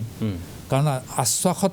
এতিয়া মানুহ কেতিয়াও ভুল নাযায়। কাৰণ প্ৰত্যেকৰে এটা সন্দেহ হয় যে এওঁলোকে সদায় আশ্বাসে দি থাকে, ৰাজনৈতিক দলবিলাকৰ কথাই কৈছোঁ। গতিকে কাৰ্যকৰীকৰণ এটা হেৰি থাকে, তাত যদি অলপ বলিষ্ঠ পদক্ষেপ লৈ দুই চাৰিটা দৃষ্টান্ত দেখুৱাব পাৰে যে আমি যিখিনি যেনেকৈ কৈছিলোঁ আৰু যিখিনি সহজে কৰিব পৰা সেইখিনিৰে আৰম্ভ বেলেগ স্তৰলৈ লৈ যাব। আৰু সেইটো মই ভাবোঁ তেখেতৰ যিটো আন্তৰিকতা আছে প্ৰতিটো জাতি জনগোষ্ঠীৰ আৰু তেওঁৰ এটা সুসম্পৰ্ক আছে। আৰু সেইবাবেই মই ভাবোঁ, অৱশ্যে মই এইটো কাৰণে মানে যিহেতু বিশেষকৈ তেখেতৰ ব্যক্তিত্বক লৈ যিটো আলোচনা হৈছে, মই অন্যবিলাকক প্ৰসংগত ইয়াত অনা নাই। মই এইটো ক'ব বিচৰা নাই যে অন্যবিলাকৰ নেতৃত্ব বা যিসকল নেতৃত্বত আছে তেওঁলোকক মই অৱজ্ঞা কৰি কথাটো বুজি পাইছোঁ আপোনাৰ কথাখিনি, আপুনি স্পষ্টভাৱে কথাখিনি কৈছে, দিয়া হৈছে। আৰু সেইকাৰণে মই ভাবোঁ প্ৰতিটো ৰাজনৈতিক দল উত্তৰ পূৰ্বাঞ্চলত আমি যদি এটা হয়, আমাৰ বিশেষকৈ ধৰক 35জন তাতে আমাৰ সাংসদ আছে লোকসভাত, ৰাজ্যসভাতো তেনেকৈ আছে। গতিকে এই টোটেল 35জন মান আছে। মই সেইটো আগতে সেই ত্ৰিপাক্ষিক আলোচনাত যাওঁতে মই 25 লোকসভা ৰাজ্যসভাতে মানে 35 আছে। গতিকে সেই কথাবিলাক মই তাতো কৈছিলোঁ যে আপোনালোকে এটা কাম কৰক যে উত্তৰ পূৰ্বাঞ্চলে ৰাজনৈতিক ঊৰ্ধত থাকি, ৰাজনৈতিক সেইটো আছে, ৰাজনৈতিক ঊৰ্ধত থাকি আমি যদি আপোনালোকে যদি একগোট হয় সংসদত, তেতিয়াহ'লে আপোনালোকে এটা বলিষ্ঠ ভূমিকা গ্ৰহণ কৰিব পাৰিব। ঠিক আছে। আজি সৰ্বানন্দ সোণোৱালৰ নেতৃত্ব যিহেতু আছে বা তেখেতক এটা গুৰুত্ব দায়িত্ব দিয়া হৈছে, আৰু বাকীসকলে যদি উত্তৰ পূৰ্বাঞ্চলৰ স্বাৰ্থত, আৰু আজি যিটো এটা বিভীষিকাৰ সৃষ্টি হৈছে, কৰোণাৰ পৰা আৰম্ভ কৰি নিবনুৱা সমস্যাৰ পৰা আৰম্ভ কৰি স্বাস্থ্যৰ পৰা বিশেষকৈ শিক্ষাৰ ক্ষেত্ৰতো যি ধৰণৰ এটা বাতাবৰণ সৃষ্টি হৈছে, মই ভাবোঁ সকলোৱে যদি একত্ৰিত হৈ সৰ্বানন্দ সোণোৱালৰ যিটো বলিষ্ঠ নেতৃত্ব, আৰু দ্বিতীয় কথা হৈছে যে উত্তৰ পূৰ্বাঞ্চল বা অসমৰ জাতীয় স্বাৰ্থৰ খাতিৰত প্ৰত্যক্ষভাৱে কিছু কাম কৰাৰ যিটো মানসিকতা, সেইটো গঢ় দিব লাগিব। আৰু নহ'লে মানুহে ধৰক আপুনি আশ্বাস দিব, আশ্বাসতাৰ এতিয়া মানুহ তাৰ প্ৰত্যুত্তৰ আপুনি যেনেধৰণে পাব লাগে তেনেধৰণে নাপাব প্ৰত্যুত্তৰ অৰ্থাৎ মই যোগাত্মক অৰ্থত যিটো উত্তৰ বিচাৰিছে ৰাইজে বা সঁহাৰি সেইটো নাপাব ঠিক আছে মই আকৌ আহিম আপোনাৰ কাষলৈ আমাৰ মাজত যিহেতু যোৰহাটৰ পৰা সংযুক্ত হৈছে নৰেন বৰঠাকুৰ ডাঙৰীয়া আৰু তেখেত সদৌ অসম ছাত্ৰ সন্থাৰ এগৰাকী তেওঁ প্ৰাক্তন নেতা লগতে আজিৰ তাৰিখত এগৰাকী তেওঁ শিক্ষক সৰ্বানন্দ সোণোৱালক কাষৰ পৰা পোৱা এগৰাকী ব্যক্তিৰ ভিতৰত অন্যতম গতিকে মই আপোনাৰ কাষলৈ আহিছোঁ এতিয়া কথাটো হ'ল যে সৰ্বানন্দ সোণোৱাল আজি কেন্দ্ৰীয় মন্ত্ৰী হিচাপে তেখেত আহিছে আশীৰ্বাদ ল'বলৈ আহিছে আৰু মোদীৰ নিৰ্দেশত জেপি নাড্ডাৰ নিৰ্দেশত যিহেতু কাৰ্যক্ৰমণিকা প্ৰস্তুত কৰিছে ৰাজ্যিক বিজেপি এইখিনি ৰাজনৈতিক এটা কথা বতৰা কিন্তু এই যি আশীৰ্বাদ যাত্ৰা এয়া আমি সকলোৱে আলোচনা কৰি আছোঁ ধুবুৰীমুখীও হ'ব পাৰিলেহেঁতেন এই আশীৰ্বাদ যাত্ৰা বৰাকমুখীও হ'ব পাৰিলেহেঁতেন এই আশীৰ্বাদ যাত্ৰা যিহেতু উজনিমুখী হৈছে ইয়াৰ আঁৰত দৰাচলতে কি কথা নিহিত হৈ থাকিব পাৰে মই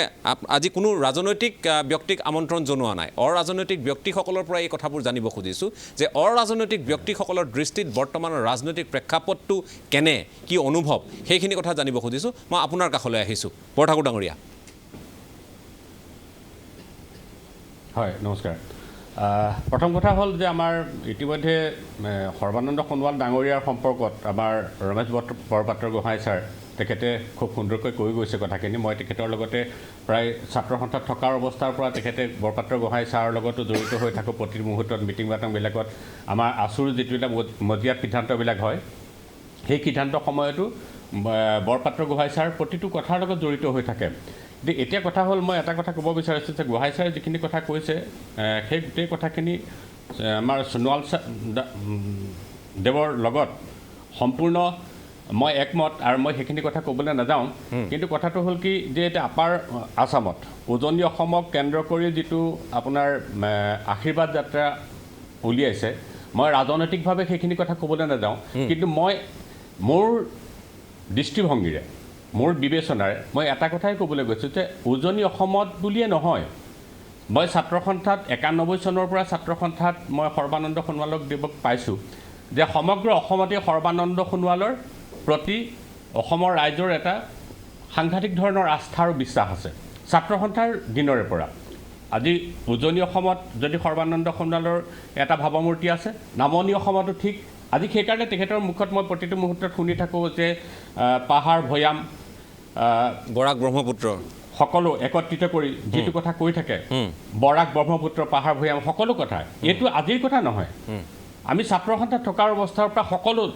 তেখেতৰ শ্লোগানে আছিল সমমৰ্যাদা সমবিকাশ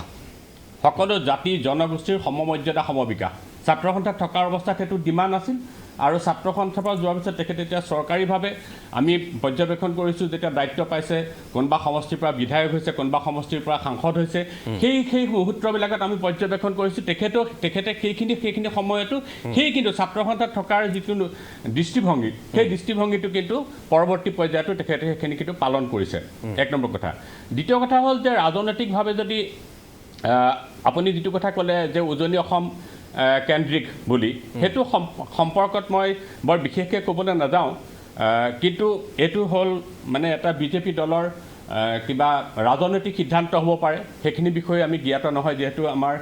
কেইবাজনো ব্যক্তিয়ে কৈছে ইতিমধ্যে আমি সকলো অৰাজনৈতিক ব্যক্তি মই কোনো ৰাজনৈতিক দলৰ যিহেতু দুটকীয়া বাৰু নহয় সেইটো সম্পূৰ্ণ তেখেতৰ সকলৰ লগত জড়িত হৈ থাকিব বা দলৰ কথা হৈ থাকিব কিন্তু ব্যক্তিগতভাৱে মই উজনি অসমত সৰ্বানন্দ সোণোৱাল দেৱৰ যিটো স্থিতি এই স্থিতিটো সম্পৰ্কত মই নিজে যিটো পাই আহিছোঁ আজিলৈকে সেই কথাটোহে কৈছোঁ যে উজনি অসমত সৰ্বানন্দ সোণোৱালক নিজৰ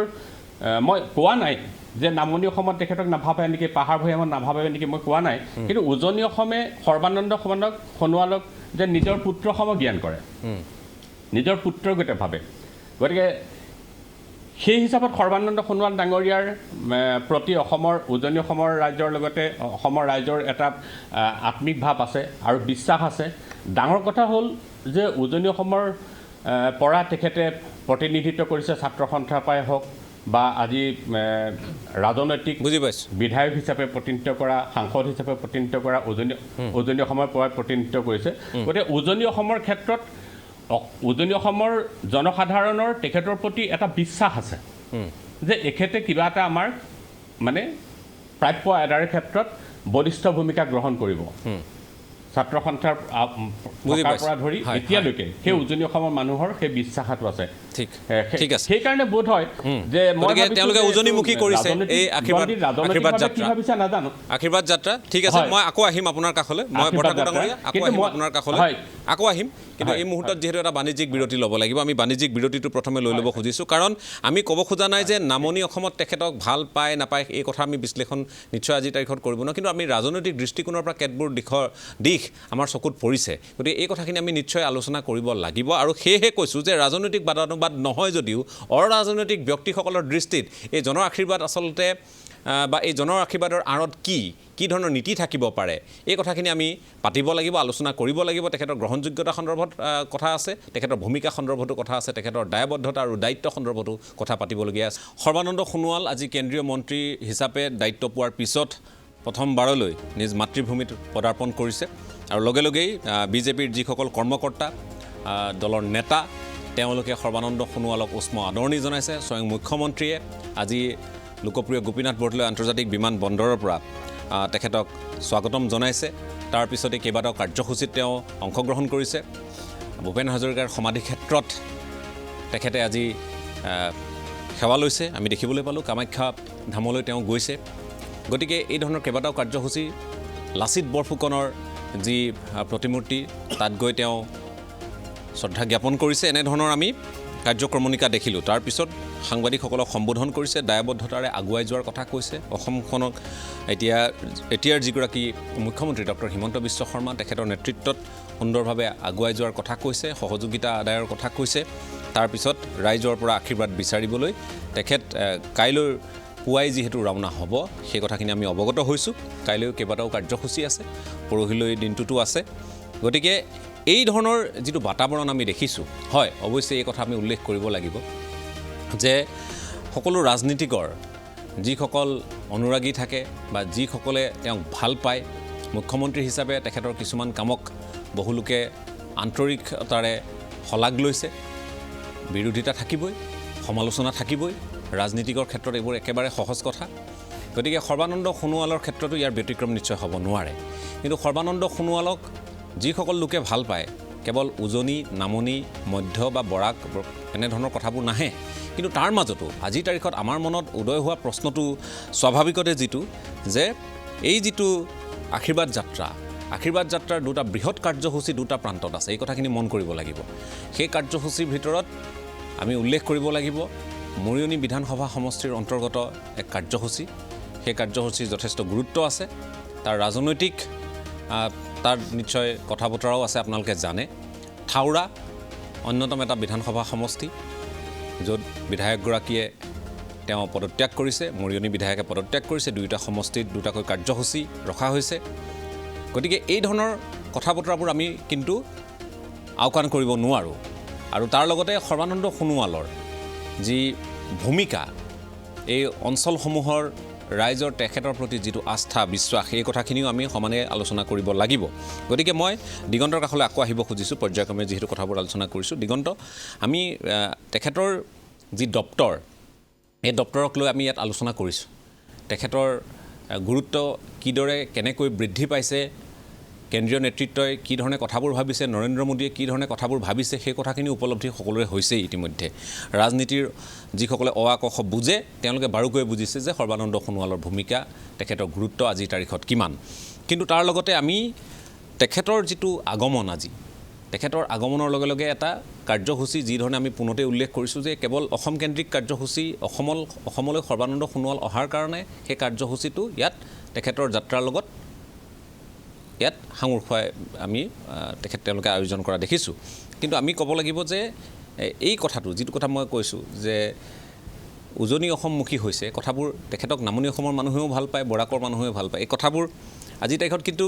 ৰাজনৈতিক আশীৰ্বাদৰ যাত্ৰা এটা কিন্তু সমানেই হৈছে যিটো বিজেপিৰ কাৰণে যথেষ্ট প্ৰয়োজন আৰু গুৰুত্ব আছে এই কথাষাৰৰ মই এটা কথা মানে খুব স্পষ্টকৈ এটা কথা ক'ব খুজিছোঁ যে সৰ্বানন্দ সোণোৱালৰ যিটো সামাজিক জীৱনৰ পৰিক্ৰমা সেই পৰিক্ৰমাটোৰ পৰা আমি যদি ভালকৈ চাওঁ তেনেহ'লে এটা কথা মন কৰিব যে সৰ্বানন্দ সোণোৱালে বিজেপিৰ যিটো ক'ৰ আইডিঅ'লজি সেই ক'ৰ আইডিঅ'লজিটোত একদম এনেকৈ ফিট হৈ নপৰে কোনোবাখিনিত তেওঁ ফিট নহয় আৰু এই কথাটো সৰ্বানন্দ সোণোৱালেও জানে হিমন্ত বিশ্ব শৰ্মাও জানে বিজেপি কাৰ্যকৰ্তাবিলাকেও জানে যিসকল কাৰ্যকৰ্তাৰ অন্ততঃ 50% কাৰ্যকৰ্তায়ো সেই কোৰ আইডিঅলজিত ফিট নহয় অসমৰ আৰু বিজেপিৰ কেন্দ্ৰীয় নেতৃত্বও জানে কিন্তু যেতিয়া 2014 আৰু 16 নিৰ্বাচনৰ সময়ত যেতিয়া বিজেপি অসমত যুঁজিবলৈ আহিছিল সেই সময়ত কোৰ আইডিঅলজিটোক লৈ যুঁজিব পৰা কোনো ধৰণৰ ফ'ৰ্চ বা তেওঁলোকৰ ছাপৰ্ট বেছ নাছিলে গতিকে তেওঁলোকে সৰ্বানন্দ সোণোৱাল প্লেন এ নোহোৱা স্বত্তেও প্লেন বিক লৈ তেওঁলোকে আগবাঢ়ি মুখ্যমন্ত্ৰী তেওঁক সজালে আৰু তেওঁ জিকিলে কিন্তু এতিয়া যেতিয়া লাহে লাহে বিজেপিৰ যিটো আপোনাৰ সাংগঠনিক ভেটিটো যেতিয়া অসমত দৃঢ় হ'ল তেতিয়া তেওঁলোকে কেতিয়াও বিজেপিয়ে নিজৰ ৰাজনৈতিক আদৰ্শৰ পৰা আঁতৰি ছুটি হ'ব নোৱাৰে তেতিয়া তেওঁ প্লেন এটোক লৈ পেলাই মোৰ মতেদি আগবাঢ়িলে বিজেপিয়ে কিন্তু এইটো একে সময়তে বিজেপি বা তেওঁলোকৰ RSSৰ নেতৃবৃন্দ এইটো কথা জানে যে অসমক যিধৰণে তেওঁ কৈছে যে নৃতত্বৰ যাদুঘৰ তেওঁলোকে জানে যে কোন সময়ত আকৌ প্লেন এৰ পৰা প্লেন বি লৈ যাব লগা হ'ব পাৰে সেই কথাটো তেওঁলোকে জানে যে সময় আহিব পাৰে গতিকে তেওঁলোকে পোনচাতেই প্লেন বিক জীয়াই ৰাখিব লাগিব প্লেন বিক আঁতৰাই পঠাব নোৱাৰে আপুনি যদি মিছন মংগল নামৰ চিনেমাখন চাইছে তাৰমানে মংগলায়নৰ গোটেই বস্তুটো তাতে যেতিয়া ভাৰতে আপোনাৰ মংগললৈ এই মংগলায়ন পঠাবলৈ লৈছিলে ফুৱেল মানে পৰ্যাপ্ত পৰিমাণে নিব নোৱাৰাৰ পৰা কেপাচিটি আমাৰ ছেটেলাইটটো হেৰিটো নাছিলে পপুলাৰটো নাছিলে তো তেওঁলোকে কি কৰিছিলে হোমেন্স থিয়ৰী বুলি যিটো বহুতে আচলতে বাদ দিব খোজে ফিজিক্সৰ হোমেন্স থিয়ৰীটোৰ ওপৰত ভৰসা কৰি তেওঁলোকে এইটো পঠাইছিলে কেনেকৈ পঠাইছিলে যে প্ৰত্যেকবাৰ যেতিয়া পৃথিৱীৰ চক্কৰ মাৰে একবাৰ তেতিয়া এটা হেৰি মাৰে কি কয় এইটো ইগনিশ্যন কৰে তাৰপিছত এক পাক মাৰি আকৌ জেগাটো পায়গৈ কিন্তু এই গোটেই সময়খিনি ইঞ্জিনটো অফ কৰি দিয়ে আৰু সময়খিনি অকল কক্ষপথত ঘূৰি থাকে আৰু এটা সময় যেতিয়া আহে আটাইতকৈ মানে এক পাক অলপ বাঢ়ি গৈ থাকে এটা এনেকুৱা এটা টাইম আহে যেতিয়া আপোনাৰ সম্পূৰ্ণৰূপে ইগনাইট কৰি দিয়ে আৰু বস্তুটো হঠাৎ পৃথিৱীৰ এইটো এৰি পেলাই কক্ষ এৰি পেলাই গুচি যায় মংগললৈ সেই বস্তুটো যিটো এই যে 2 বছৰমান সময় ঘূৰি আছিল এই বস্তুটো বিজেপি আৰু সৰ্বানন্দ সোণোৱাল তেওঁলোকৰ মাজতে ৱৰ্কিং এটা বুজাবুজি হৈছে মই ভাবোঁ যে সৰ্বানন্দ সোণোৱাল হিমন্ত বিশ্ব শৰ্মা কেন্দ্ৰীয় নেতৃত্ব সৰ্বানন্দ সোণোৱালেও আজিৰ দিনটোত এই কথাটো ভাবিব লাগে যে তেওঁ যে আজি এটা আপোনাৰ কি কয় এইটো মানে হেৰি হৈ আছে তেওঁ যে এতিয়াও গুৰুত্ব এটা আছে সেই বস্তুটোক লৈ তেওঁ এইদৰে ঘূৰি থাকিব লাগিব কোনোবা এটা সময় আহিব সেই ইগনিশ্যন পইণ্টটোত তেওঁ হয়তো সেই প্লেন বি যেতিয়া বিজেপি যাব বা তেওঁৰ এটা ৰাজনৈতিক অৱস্থা আহিব তেওঁ আগবাঢ়ি যোৱাৰ এটা সুবিধা পাব গতিকে ৰাজনৈতিকভাৱে মই এইটো গুৰুত্বপূৰ্ণ বুলি ভাবোঁ ঠিক একেদৰে মই এইটো ভাবোঁ যে সময় সকলোৰে আহিব আৰু এই সময় অহালৈকে এই ৱৰ্কিং ৰিলেশ্যনশ্বিপৰ মাজত সৰ্বানন্দ সোণোৱাল হিমন্ত বিশ্ব শৰ্মা কিয় আমাৰতো আৰু মানুহ আছে বহুত তেওঁলোকেও এই এনেকুৱা ধৰণৰ এটা অৱস্থা মই সদায় বহুতে কৈ আছে যে জাহাজ দপ্তৰটো ভাল কোনোবাই কৈছে জাহাজ দপ্তৰটো বেয়া আয়ুষ ভাল আয়ুষ বেয়া দপ্তৰ এটা খুব মানে ডাঙৰ দপ্তৰ এটা কেন্দ্ৰীয় কেবিনেটত পাইছে নাই পোৱা এইটো এটা ডাঙৰ কথা নহয় কথাটো হ'ল কি কেন্দ্ৰীয় কেবিনেটক আৰু কেন্দ্ৰীয় কেবিনেটৰ পিছফালে থকা দলটোক প্ৰভাৱ বিস্তাৰ কৰিব পৰা ক্ষমতা সেই মানুহজনৰ আছেনে নাই যদি সেই ক্ষমতাটো অহা 5 বছৰত আনিব পাৰে মই ভাবোঁ যে সৰ্বানন্দ সোণোৱালৰ কাৰণে বা অসমবাসীৰ কাৰণে বা উত্তৰ পূৰ্বাঞ্চলবাসীৰ কাৰণে সেইটো এটা যোগাত্মক দিশ হ'ব মই ভাবোঁ আজি সেইটো আৰম্ভ বুলি হোৱা বুলি সৰ্বানন্দ সোণোৱালৰ ধৰি ল'ব লাগে আৰু মই এটা কথা জাষ্ট ক'ব খুজিছোঁ শেষত যে সৰ্বানন্দ সোণোৱালক সাংসদ হিচাপে আৰু কেন্দ্ৰীয় মন্ত্ৰী হিচাপে যি ধৰণৰ মানে আপোনাৰ তেওঁৰ কি কয় এইটো স্পণ্টেনিয়াছলি সহজ এটা অনুভৱ কৰা দেখিছিলোঁ মুখ্যমন্ত্ৰী হিচাপে সহজ অনুভৱ কৰা দেখা নাছিলোঁ সেই সময়ত হয়তো তেওঁ নাজানো মোৰ দৃষ্টিত সেইটো আৰু মই ভাবোঁ যে তেওঁ এটা সহজ হোৱাৰ এটা সুবিধাও পাইছে কিছুমান কথা থাকে মুখ্যমন্ত্ৰী হোৱাৰ লগে লগে বহুত আপোনাৰ বিভিন্ন ধৰণৰ দিশবিলাকে তেওঁ খুচিব পৰা আৰম্ভ কৰে কিন্তু কেন্দ্ৰীয় মন্ত্ৰী হিচাপে থকাৰ অৱস্থাত তেওঁ এইখিনি সুবিধা পাব আৰু তাৰ মাজতে নিজৰ ৰাজনৈতিক কেৰিয়াৰৰ লগতে অসমৰ বা উত্তৰ পূৰ্বাঞ্চলৰ ক্ষেত্ৰত তেওঁ সবল স্থিতি ল'ব বুলি আমি আশাবাদী হয় আমি এই কথাখিনি আলোচনা কৰিব লাগিব আৰু সকলোৱে জানে যে কেন্দ্ৰীয় মন্ত্ৰী হিচাপে তেখেতে প্ৰথম যিটো তেখেতৰ কাৰ্যক্ৰমণিকা আছিল আমি সকলোৱে এই কথাখিনি জানো যে টাৰ্গেট অলিম্পিক পডিয়াম যিটো টপ সেই দায়িত্বটো তেখেতে লোৱাৰ পিছত আজিৰ তাৰিখত আমি যিটো আমি সকলোৱে তাৰ প্ৰতিফলন দেখিলোঁ অলিম্পিকৰ ক্ষেত্ৰত এই কথাখিনি কিন্তু ৰাষ্ট্ৰীয় পৰ্যায়ত বহুলভাৱে আলোচনা হৈছে এই কথাখিনি আমি নুই কৰিব নোৱাৰোঁ গতিকে আমি ভাবিম যে আজিৰ তাৰিখত তেখেতৰ ওপৰত ন্যস্ত থকা যিকেইটা দপ্তৰ তাত কিমান সুচাৰুৰূপে তেখেতে কাম কৰিব পাৰে কিমান সুন্দৰভাৱে তেখেতে পাৰদৰ্শিতা প্ৰদৰ্শন কৰিব পাৰে তেখেতৰ দক্ষতাৰ ওপৰত বহুখিনি বিশ্বাস নৰেন্দ্ৰ মোদীয়ে কৰিছে গতিকে সেয়েহে আমি ভাবোঁ যে গুৰু দায়িত্ব তেখেতে পাইছে কিন্তু কথা হ'ল যে গুৰু দায়িত্ব পালেও নহ'ব গুৰু দায়িত্ব তেওঁ চম্ভালি তেখেতে সেই যিটো ক্ষিপ্ৰতাৰে এই কাৰণ আমি জানো যে 24 চনলৈ লোকসভা নিৰ্বাচনৰ প্ৰাকখনলৈ তেওঁ এইখিনি কাম খুব নিষ্ঠাৰে খুব দায়বদ্ধতাৰে কৰিব লাগিব যে কি নহওক প্ৰাসংগিক সৰ্বানন্দ সোণোৱাল তাত কোনো সন্দেহ নাই মই ৰণেন কুমাৰ গোস্বামী ডাঙৰীয়া আপোনাৰ কাষলৈ আকৌ আহিছোঁ এতিয়া কথাটো হ'ল যে মই কৈছোঁৱেই যে ৰাজনীতিৰ অ আ ক খ বুজাসকলেও জানে যে আজিৰ তাৰিখত এই যি জন আশীৰ্বাদ যাত্ৰা ইয়াৰ অন্তৰ্নিহিতৰ কাৰণ যদিওবা নৰেন্দ্ৰ মোদীৰ কথাখিনি সুকীয়া তেখেতে সদনৰ মজিয়াত সেই কথাখিনি তেতিয়া উল্লেখ কৰিছিল যে নতুন মন্ত্ৰীসকলক পৰিচয় কৰাই দিয়াৰ যিটো সুযোগ যিটো পৰম্পৰা থাকে সেইখিনি যেতিয়া বিৰোধীয়ে বাধা প্ৰদান কৰাৰ পৰা আদি কৰি বিভিন্ন ধৰণৰ প্ৰসংগ সেই সময়ত আলোচনা হৈছিল তাৰ পৰৱৰ্তী সময়তে যে প্ৰত্যেক নিজ নিজ ৰাজ্যলৈ যাব আশীৰ্বাদ ৰাইজৰ পৰা তেওঁলোকে ল'ব এই কথাবোৰ আলোচনা হৈছিল গতিকে আজিৰ তাৰিখত জন আশীৰ্বাদ কোনো সন্দেহ নাই সৰ্বানন্দ সোণোৱাল তেখেতক কাৰণে তেখেতে আশীৰ্বাদ বিচাৰি যাব কথাটো ঠিক কিন্তু দলৰ কাৰণেও এই কথাখিনি কিমান লাভজনক হ'ব সেই কথাখিনিও কিন্তু সমানেই বিজেপিৰ থিংক টেংকে লক্ষ্য কৰি কিন্তু থাকিব কথাখিনি কাৰণ উপনিৰ্বাচন আছে থাউৰা মৰিয়নি দুটা ডাঙৰ কাৰ্যসূচী এনেই ৰখা নাই নহয় এটা খুব ডাঙৰ মানে কথাৰ লগত মিলাই লৈছে সেইটোতো মিলাবই নিমিলালেতো উল্টা হ'ব আৰু সাধাৰণতে ভাৰতত আমি আজি নহয় 2-3-4 দশকৰ পৰা বাকীটো আমি মনত নাই নাজানো আৰু এই কামটো তাৰমানে এপাক ঘূৰাই দিয়ে এবাৰ খুব হাহাকাৰ লাগি গৈছিলে তেতিয়াতো বিৰোধী ইমান শক্তিশালী নাছিলে ফখৰুদ্দিন আলি আহমেদ ৰাষ্ট্ৰপতি হোৱাৰ পিছত এবাৰ আহি পেলাই অসমৰ এটা পাক মাৰি গ'ল গোটেই মানে হাহাকাৰ লগাই দিলে বোলে এওঁ যে আহিছে এই বৰপেটাৰ যিটো উপনিৰ্বাচন হ'ব বৰপেটা লোকসভা সমষ্টি তাত তেওঁক পাক এটা মাৰাই নিলে যিটো প্ৰভাৱিত কৰাৰ কাৰণে তেওঁ ৰাষ্ট্ৰপতি হোৱাৰ পিছত ঠিক তেনেকৈ আগতে আজি ধৰি লওক মই 10 বছৰমান আগৰ হ'ব নেকি কৰ্ণাটকৰ এজন গভৰ্ণৰ চাকৰি কৰিছে তেওঁ সেই ৰাজ্যখনৰ সেইটোৰে ঘূৰি আহিছিলে নিৰ্বাচন আয়োগ তেতিয়া খুব শক্তিশালী তেওঁ চাকৰিটো গৈছিলে তেনেকৈ কোনোবাই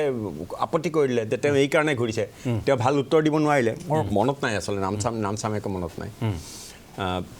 গতিকে মানে যে এতিয়া যিটো তাৰমানে ইয়াক ক'লে আই এম ডি টিৰ পিছততো তেওঁ মানে এটা ব্যক্তিগত ইমেজো হ'ল আৰু যে আপোচ আৰু আপোচহীনতা এটা কোৰ গ্ৰুপ তেওঁ কৈছে কোৰ ইডিঅ'লজি নাগপুৰ কিন্তু তাত কম্প্ৰমাইজ আহি থাকে যেনেকৈ মেঘালয়ত তাৰ আগতে কৈছোঁ 12 জুলাই 2005 2005 12 জুলাই দিনা ৰাইটো হৈছিলতো ধীৰেন মানে বেজবৰুৱা ছাৰে কৈছে RC লাহিৰ থাকোঁতে নহ'ব মই জাষ্ট এটা ইয়াৰ কাৰণে জাষ্ট এটা এইটোৰ লগত নিমিলিব পাৰে কিন্তু মই জাষ্ট কথাটো কৈ থৈ দিওঁ ৰমেশ চন্দ্ৰ লাহোটী আছিলে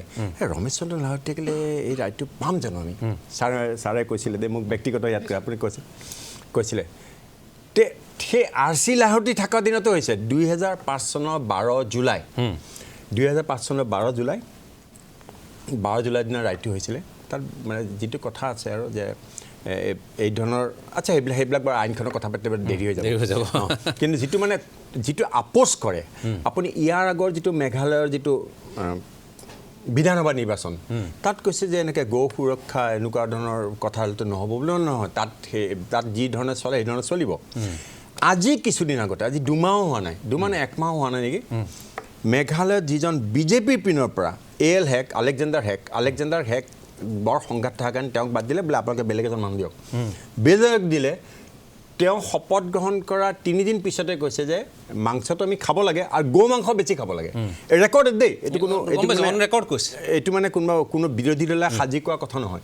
এইটো অন ৰেকৰ্ড কৈছে যে মাংসটো খাব লাগেই গৌ মাংস খাব লাগে তেওঁ পাৰ্টি পিনৰ পৰা তেওঁক কোৱা নাই গতিকে এই ধৰণৰ এটা কম্প্ৰমাইজ মানে আপোচ যে মানে ৰবীন্দ্ৰনাথৰ যিটো কথা যে ভাৰতৰ আটাইতকৈ ডাঙৰ সম্পদ কি যে ভাৰতৰ আটাইতকৈ ডাঙৰ সম্পদ হ'ল ইয়াৰ বৈচিত্ৰ্য diversity is its greatest strength এইটো মুখত কয় বহুতে কি কৈ পেলাই এক ভাষা এক ধৰ্মক জাপি দিব খোজে কিন্তু তাৰ মাজতো গম পায় যে না নহ'ব গতিকে এতিয়া এইটো খাটিছে এইটো খটুৱাব কালি এইটো খাটিছে এইটো খটুৱাব গতিকে সৰ্বানন্দ সোণোৱালৰ এইটো এটা ইমেজ আছে যে মানে দেখা গৈছে যে কোনো ধৰণৰ মই কৈছোঁ নে এনেকুৱা কথা নকয় জাতৰ কথা নকয় আৰু শংকৰ আজান বুলি কয় তেওঁ শংকৰো আজানো কয়তো সেইকাৰণে এই যিটো উপনিৰ্বাচন এইটোৰ লগত মিলাইছে এইটোতো এনেকুৱা নহয় যে মিহলি নোহোৱাকৈ কৰিছে কামটো মিহল আছে এই পাকটো মাৰাবই আশীৰ্বাদো লোৱা হ'ল আৰু লগতে একো নোকোৱাকৈ এটা আৰু তেওঁ যে আছে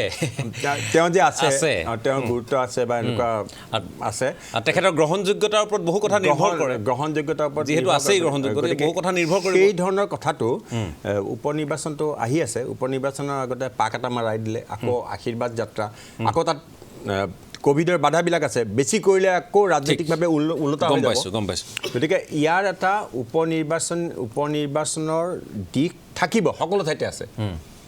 ভিক্ষণ যেনেকৈ বোমাই লৈ পেলাই দুদিন পিছত এইজন মন্ত্ৰীয়ে কৈছে মই অফিচত নাযাওঁ সেইজন মন্ত্ৰী কৈছে অমুক এজন নাযাওঁ যিমানেই ডিচিপ্লিন পাৰ্টি নহওক যিহেতু ৰিচোৰ্চ কম চায়েন্সে কয় পলিটিকেল চায়েন্সে কয় যে যিহেতু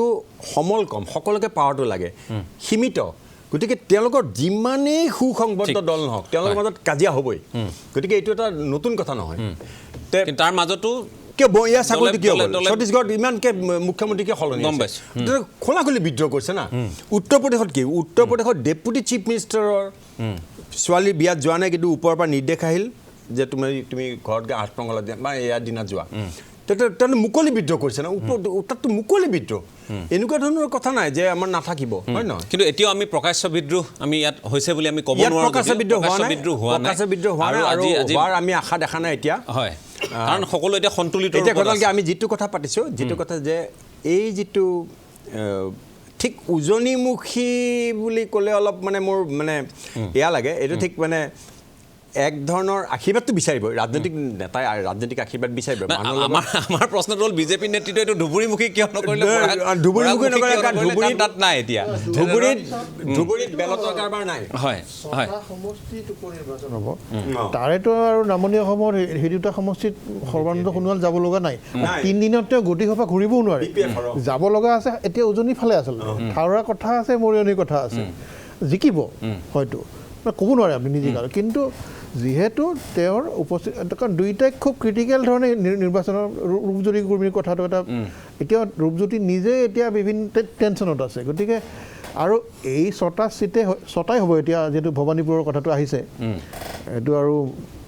আহিছে গতিকে এই 6টা সমষ্টিৰ আৰু বাঢ়িলেও আপুনি আচৰিত হ'ব নালাগে এই 6টা সমষ্টিৰ নিৰ্বাচনে চৰকাৰ একো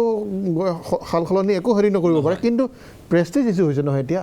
এইটো এতিয়া কংগ্ৰেছৰ কাৰণে বিৰাট শাসনত থাকি যদি নাপায় কংগ্ৰেছে কেনেকুৱা এটা অৱস্থাত পৰিছে গতিকে আৰু এই দুটা চিটটো বি টি আৰৰ চিট দুটাৰ কথা যিহেতু এটা হাগ্ৰামৰ মহিলাৰ কথা আছে সেইফালে তেনেকুৱাকৈ আৰু যাব লগা অৱস্থা এটা নাই গতিকে যাব লগা এইফালে আছে আৰু উজনিটো দীঘলীয়া সেইফালে আৰু মাজুলী টাচ কৰাটো সৰ্বানন্দ সোণোৱালৰ কাৰণে অত্যন্ত জৰুৰী মই ভাবোঁ কাৰণ তেখেত তাৰ পৰা আহিছে তাৰ এটা চেণ্টিমেণ্টেল কথা এটা হৈ আছে আৰু তাৰ মাজুলীৰ চিটটো কোনে পাব কি ল'ব তাকে বিভিন্ন ধৰণৰ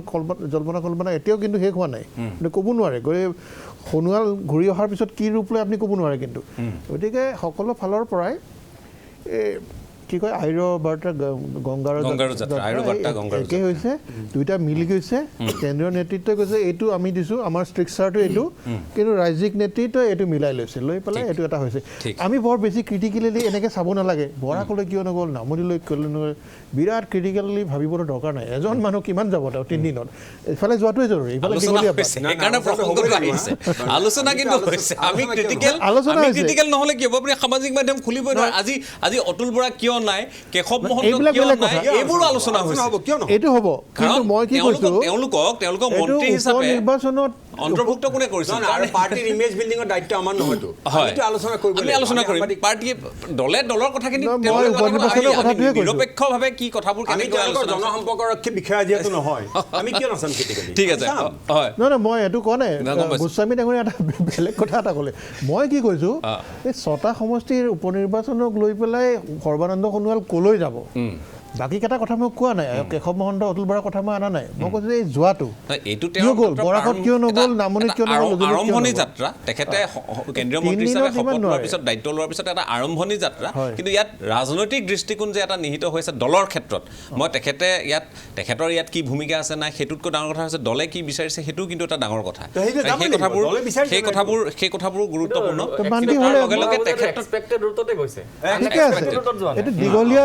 দীঘলীয়া ৰুট আৰু তাতে টাচ কৰিব পৰা দৰকাৰী সমষ্টিকেইটা তাতে আছে বাকীকেইটা সমষ্টি ঠিক আছে মই বৰপাত্ৰ গোহাঁই ডাঙৰীৰ কাষলৈ আহিব লাগিব আৰু এটা কথা যোগ দিছোঁ এটা বাক্য যোগ দিছোঁ এইটো কথা হ'ল কি যে সমষ্টি বাঢ়িব পাৰে আপুনি কোৱাৰ দৰে যেনেকৈ উপনিৰ্বাচনত সমষ্টি বাঢ়িব পাৰে ডক্টৰ ৰমেশ চন্দ্ৰ বৰপাত্ৰ গোহাঁই ডাঙৰী আমাৰ মাজত আছে আমি যিহেতু কথা পাতিছিলোঁ যে সৰ্বানন্দ সোণোৱালে যেতিয়া খেল মন্ত্ৰী হিচাপে তেখেতে দায়িত্ব লৈছিল সেই সময়ৰ পৰাই টাৰ্গেট অলিম্পিক পডিয়াম যিটো কথা কোৱা হৈছে আৰু ৰাষ্ট্ৰীয় প্ৰচাৰ মাধ্যমত এই বিষয়টো বহুলভাৱে চৰ্চিত হৈছে আপোনালোকে সকলোৱে জানে গতিকে তাৰ পিছত আমি আজি অলিম্পিকৰ পদকৰ তালিকাত আমি পূৰ্বৰ যি আমাৰ অভিলেখ সেয়া ভংগ কৰিবলৈ সক্ষম হ'লোঁ আৰু এতিয়া আজিৰ তাৰিখত আমাৰ যিসকল খেলুৱৈ তেওঁলোকে কেনেদৰে সমাদৃত হৈছে আৰু তেওঁলোকৰ পৰা কেনেধৰণে বহুতে অনুপ্ৰেৰণা পাইছে সেই কথাখিনিও আমি সকলোৱে জানো এতিয়া সৰ্বানন্দ সোণোৱালৰ দায়িত্ব হ'ল জাহাজ বন্দৰ জল পৰিবহণ আৰু আয়ুষ এইকেইটা বিভাগ তেখেতে নিয়াৰিকৈ চলাব লাগিব সেইখিনিৰ ওপৰত সকলোৱে আশা কৰিছে আৰু অসম কেন্দ্ৰিক কেতবোৰ কথা বতৰাও আছে আমি পাণ্ডুৰ কথা ক'ব পাৰোঁ লগতে আমি জল পৰিবহণৰ যিটো ব্যৱস্থা অসমত যদিও আমি ব্ৰহ্মপুত্ৰ নদৰ ক্ষেত্ৰত আমি যিখিনি কথা বতৰা আমি পূৰ্বতে আলোচনা কৰিছিলোঁ গতিকে এই কথা বতৰাবোৰ নিশ্চয় গভীৰ প্ৰত্যাশা কৰিহে আনিব বুলি আশা কৰিছে বিভিন্নজনে গতিকে এই কথাবোৰ আছে মই ডক্টৰ ৰমেশ চন্দ্ৰ বৰপাত্ৰ গোহাঁই ডাঙৰী আমাৰ মাজত আছে মই আপোনাৰ কাষলৈ আকৌ আহিছোঁ আপুনি যথেষ্ট সুন্দৰভাৱে আপোনাৰ তেখেতৰ সৈতে থকা ঘনিষ্ঠ সম্পৰ্কৰ অচিলাৰে যিখিনি আপুনি মূল্যায়ন কৰিলে তাৰপিছত আজিৰ তাৰিখত আমি সেই ক্ৰীড়ামন্ত্ৰী হিচাপে যেতিয়া তেখেত আছিল সেই সময়ত উইথ ইণ্ডিপেণ্ডেণ্ট চাৰ্জ স্বতন্ত্ৰ মন্ত্ৰী হিচাপে তেতিয়া সেই পাৰদৰ্শিতা দক্ষতা তেখেতে কেন্দ্ৰীয় মন্ত্ৰীসভাত দেখুৱাইছে আজিৰ তাৰিখত কেইবাটাও গুৰু দায়িত্ব তেখেতৰ ওপৰত আছে এইখিনি কেনেধৰণে তেওঁ আগুৱাই নিব পাৰিব ইয়াত পাৰদৰ্শিতা কেনেধৰণে দেখুৱাব পাৰিব বুলি আপোনাৰ বিশ্বাস আপুনি ব্যক্তিগত মূল্যায়ন কৰি যিখিনি কথা কৈছে তাৰ আধাৰত সুধিছোঁ মোৰ মূল্যায়ন হৈছে যিহেতু ইমান দীঘলীয়া এটা মোৰ লগত এটা সম্বন্ধ আছে বা বিভিন্ন ধৰণৰ আলোচনা আমি কৰি থাকোঁ এতিয়া প্ৰথম কথা হৈছে তেওঁ 3টা গুণেৰে তেওঁৰ হেৰি হৈ আছে পৰিপূৰ্ণ হৈ আছে এটা হ'ল সততা সৰলতা আৰু সৌজন্যতা আৰু মই ভাবোঁ সেইটোৱে তেওঁৰ কাৰণে এটা ডাঙৰ সমল হ'ব আৰু দ্বিতীয়টো কথা হৈছে কি তেওঁ যথেষ্ট অধ্যয়ন কৰে বিশেষকৈ খেলা ধূলাৰ ক্ষেত্ৰত আপডেটেড ইনফৰমেশ্যন তেখেতৰ তাত পাব আৰু তেখেত যিহেতু ইংৰাজী সাহিত্যত তেওঁ স্নাতকোত্তৰ ডিগ্ৰী লাভ কৰিছে অধ্যয়ন কৰে হয় গুৱাহাটী ডিব্ৰুগড় বিশ্ববিদ্যালয়ৰ পৰা আৰু আইন আমাৰ গুৱাহাটী বিশ্ববিদ্যালয়ৰ পৰা পাছ কৰিছে আৰু সেই সময়তে আমাৰ লগত এটা ঘনিষ্ঠ হেৰি এটা আছিলে গতিকে আপুনি ইংৰাজী সাহিত্যৰ পৰা ধৰি আধ্যাত্মিকতাৰ পৰা ধৰি খেলা ধূলাকে ধৰি সকলোবিলাক আৰু বিশেষকৈ সৰু সৰু নতুন প্ৰজন্মৰ যদি ল'ৰা ছোৱালী লগ পায় তেতিয়াহ'লে তেওঁলোকৰ লগত ভাৱৰ বিনিময় আৰু তেওঁলোকেনো কি বিচাৰে আশা আকাংক্ষা কি আৰু বিশেষকৈ তেওঁ খেলা ধূলা আৰু শাৰীৰিক চৰ্চা তেওঁ নিজেও কৰে আৰু শাৰীৰিক চৰ্চাৰ লগতে আধ্যাত্মিক চৰ্চাও তেখেতে কৰে আৰু সেইকেইটা গুণেৰে যিহেতু তেওঁ সম্বলিত হয় তেতিয়াহ'লে মই ভাবোঁ যে আৰু এইটো হয়তো কেন্দ্ৰীয় নেতৃত্বই এই গুণখিনিক চিনি পাইছে আৰু চিনি পোৱাৰ কাৰণে তেখেতক আজি এটা এনেকুৱা গুৰু দায়িত্বৰে প্ৰক্ষেপ কৰিছে আৰু দ্বিতীয় কথা হৈছে এতিয়া যিকেইটা বিভাগক লৈ তেখেতক এই দায়িত্বটো দিছে সেই দায়িত্ব আমি এটা কথা ক'ব পাৰোঁ যে আমাৰ উত্তৰ পূৰ্বাঞ্চল বিশেষকৈ ব্ৰহ্মপুত্ৰ আৰু বৰাকত এটা তেওঁৰ সম্ভাৱনাৰ যেতিয়া সন্ধান কৰিব বিচাৰে তেতিয়াহ'লে আপুনি জলপথৰ এটা হেৰি চিন্তা কৰিব পৰা যায় আৰু সেইটো মই ভাবোঁ তেখেতে সেই পদক্ষেপটো ল'ব তেতিয়াহ'লে উত্তৰ পূৰ্বাঞ্চলৰ উন্নতি হ'ব আৰু দ্বিতীয় কথা হৈছে যে পৰ্যটনৰ যিটো ক্ষেত্ৰ আমাৰ সাধাৰণতে ধৰক ৰাস্তাৰে বা আকাশী যানেৰে আমি হেৰি কৰিছোঁ কিন্তু জলপথেৰে যিটো পৰ্যটন আৰু সেই পৰ্যটনত আপুনি এটা বস্তু হিচাপ এইফালে গৈ উজনি অসমলৈকে যেনেকৈ অৰুণাচলৰ এটা অংশ ঠিক তেনেকৈ শদিয়াৰ পৰা আগলৈ যিটো হেৰি আছে এইবিলাক ক্ষেত্ৰত মই ভাবোঁ যে কিছুমান এনেকুৱা যেনেকৈ গেষ্ট হাউচ টাইপৰ হেৰি যদি কৰি দিয়ে তেতিয়াহ'লে ধৰক পৰ্যটকৰ সেইটো বৃদ্ধি হ'ব আৰু পৰ্যটনৰ পৰা আমাৰ বহুত ধৰণৰ মানে আমি হেৰি পাম আৰ্থিক সাহায্য আমি পাম বা আৰ্থিক হেৰি পাম এইকেইটা ক্ষেত্ৰ মই ভাবোঁ তেখেতে নিজে ভাবিছে আৰু দ্বিতীয় এটা কথা হৈছে কি তেখেতৰ আৰু এটা গুণ আছে যে বিশেষ মানুহসকলৰ লগত যিটোৰ লগত পাৰদৰ্শিতা আছে খুব আন্তৰিকতা আলোচনা কৰে আৰু আলোচনা কৰি এটা মই সদায় পাওঁ যে মোৰ লগতো কিবা এটা আলোচনা কৰিলে তেখেতৰ সদায় এটা নোটবুক থাকে আৰু সেই নোটবুকত বিষয়বিলাক সুন্দৰকৈ লিখি নিয়ে আৰু সেইটো পৰ্যায়ক্ৰমে ৰূপান্তৰ কৰাৰ চেষ্টা কেন্দ্ৰীয় কৰে। মন্ত্ৰী হিচাপে দায়িত্ব লোৱাৰ পিছত হয়। আপোনাৰ সৈতে আকৌ কিবা কথাত বিশেষ বাৰ্তালাপ হৈছিল বাৰ্তালাপ হৈয়ে থাকে আৰু সেই কথাটোৱে মই কৈছোঁ যে যিটো সৌজন্যতা আৰু দ্বিতীয়ত এটা হেৰি হৈছে যে আজিৰ কেন্দ্ৰীয় মন্ত্ৰীসভাৰ এটা গুৰুত্বপূৰ্ণ বিষয়ত তেখেত আছে কিন্তু তথাপিও তাৰ মাজত সময় উলিয়াই মোৰ লগতো ধৰক ফোনেৰে হওক এনেকৈ আলোচনা কৰে আৰু এই ধৰণে আলোচনা এইকাৰণেই কৰে যে কিবা এটা ভাল কাম এটা কৰাৰ কাৰণে তেওঁ আগবাঢ়ি গৈছে মই এইটো কথা আপুনি কিমান দূৰ আপুনি উত্তৰ দিয়ে মই নাজানো তৎসত্ত্বেও আৰু সোধাটো আমি যিহেতু অসমখনৰ কথা সামগ্ৰিকভাৱে চিন্তা কৰোঁ আৰু সৰ্বানন্দ সোণোৱালৰ প্ৰসংগত আপোনালোকেও সকলোৱে কৈছে যে গভীৰ প্ৰত্যাশা আছে তেখেতৰ সততা এই কথাখিনি আপুনি উল্লেখ কৰিছে কিন্তু মই আপোনাক সুধিব খোজোঁ যে 6 নম্বৰ দফা প্ৰসংগত যিটো আমি আজিৰ তাৰিখত যি ধৰণে ইয়াৰ গোটেই প্ৰক্ৰিয়াটো লেহেমীয়া হোৱা দেখিছোঁ এই প্ৰসংগত আপোনাৰ অতি শেহতীয়াকৈ কথা হৈছেনে তেখেতে বিষয়টোক লৈ চিন্তিত আজিও তেওঁ চিন্তা অব্যাহত আছে আৰু কি প্ৰকাৰে এইটো আগুৱাই নিব পাৰে সেই আন্তৰিকতা তেখেতৰ এতিয়াও আছে আমাৰ লগতো আলোচনা হৈ থাকে আৰু বিশেষকৈ সেই যিটো প্ৰতিবেদন দিয়া হৈছিলে প্ৰতিবেদনৰ মূল বিষয়বোৰ আৰু এটা কথা হৈছে কি মই এইটো আপোনালোকৰ যোগেদি ৰাইজক জনাব বিচাৰোঁ যে যিটো প্ৰতিবেদন তাত দিয়া হৈছিলে কেইটামান ক্ষেত্ৰত আমাৰ অমিল আছিলে সংখ্যা যেনেকৈ ধৰক চাকৰিৰ ক্ষেত্ৰত বা অন্যান্য হেৰিয়াৰ ক্ষেত্ৰত কিন্তু বাকী সকলোতে আমাৰ গোটেই যিমানকেইজন আমাৰ সদস্য আছে সকলো হেৰি আছে আৰু সেইবিলাক কাৰ্যকৰী তেখেতৰ কাৰণতে আৰম্ভ কৰিছিলে আৰু এতিয়া পৰ্যায়ক্ৰমে সেইবিলাক ৰূপান্তৰ হৈ আছে যেনেকৈ মানে সত্ৰৰ মাটিৰ পৰা আৰম্ভ কৰি সাংস্কৃতিক অনুষ্ঠান বা শিক্ষানুষ্ঠান গঢ়াৰ পৰা আৰম্ভ কৰি যিখিনি বস্তু আছিলে আৰু আমাৰ বিশেষকৈ ধৰক আমাৰ অনুচ্ছেদ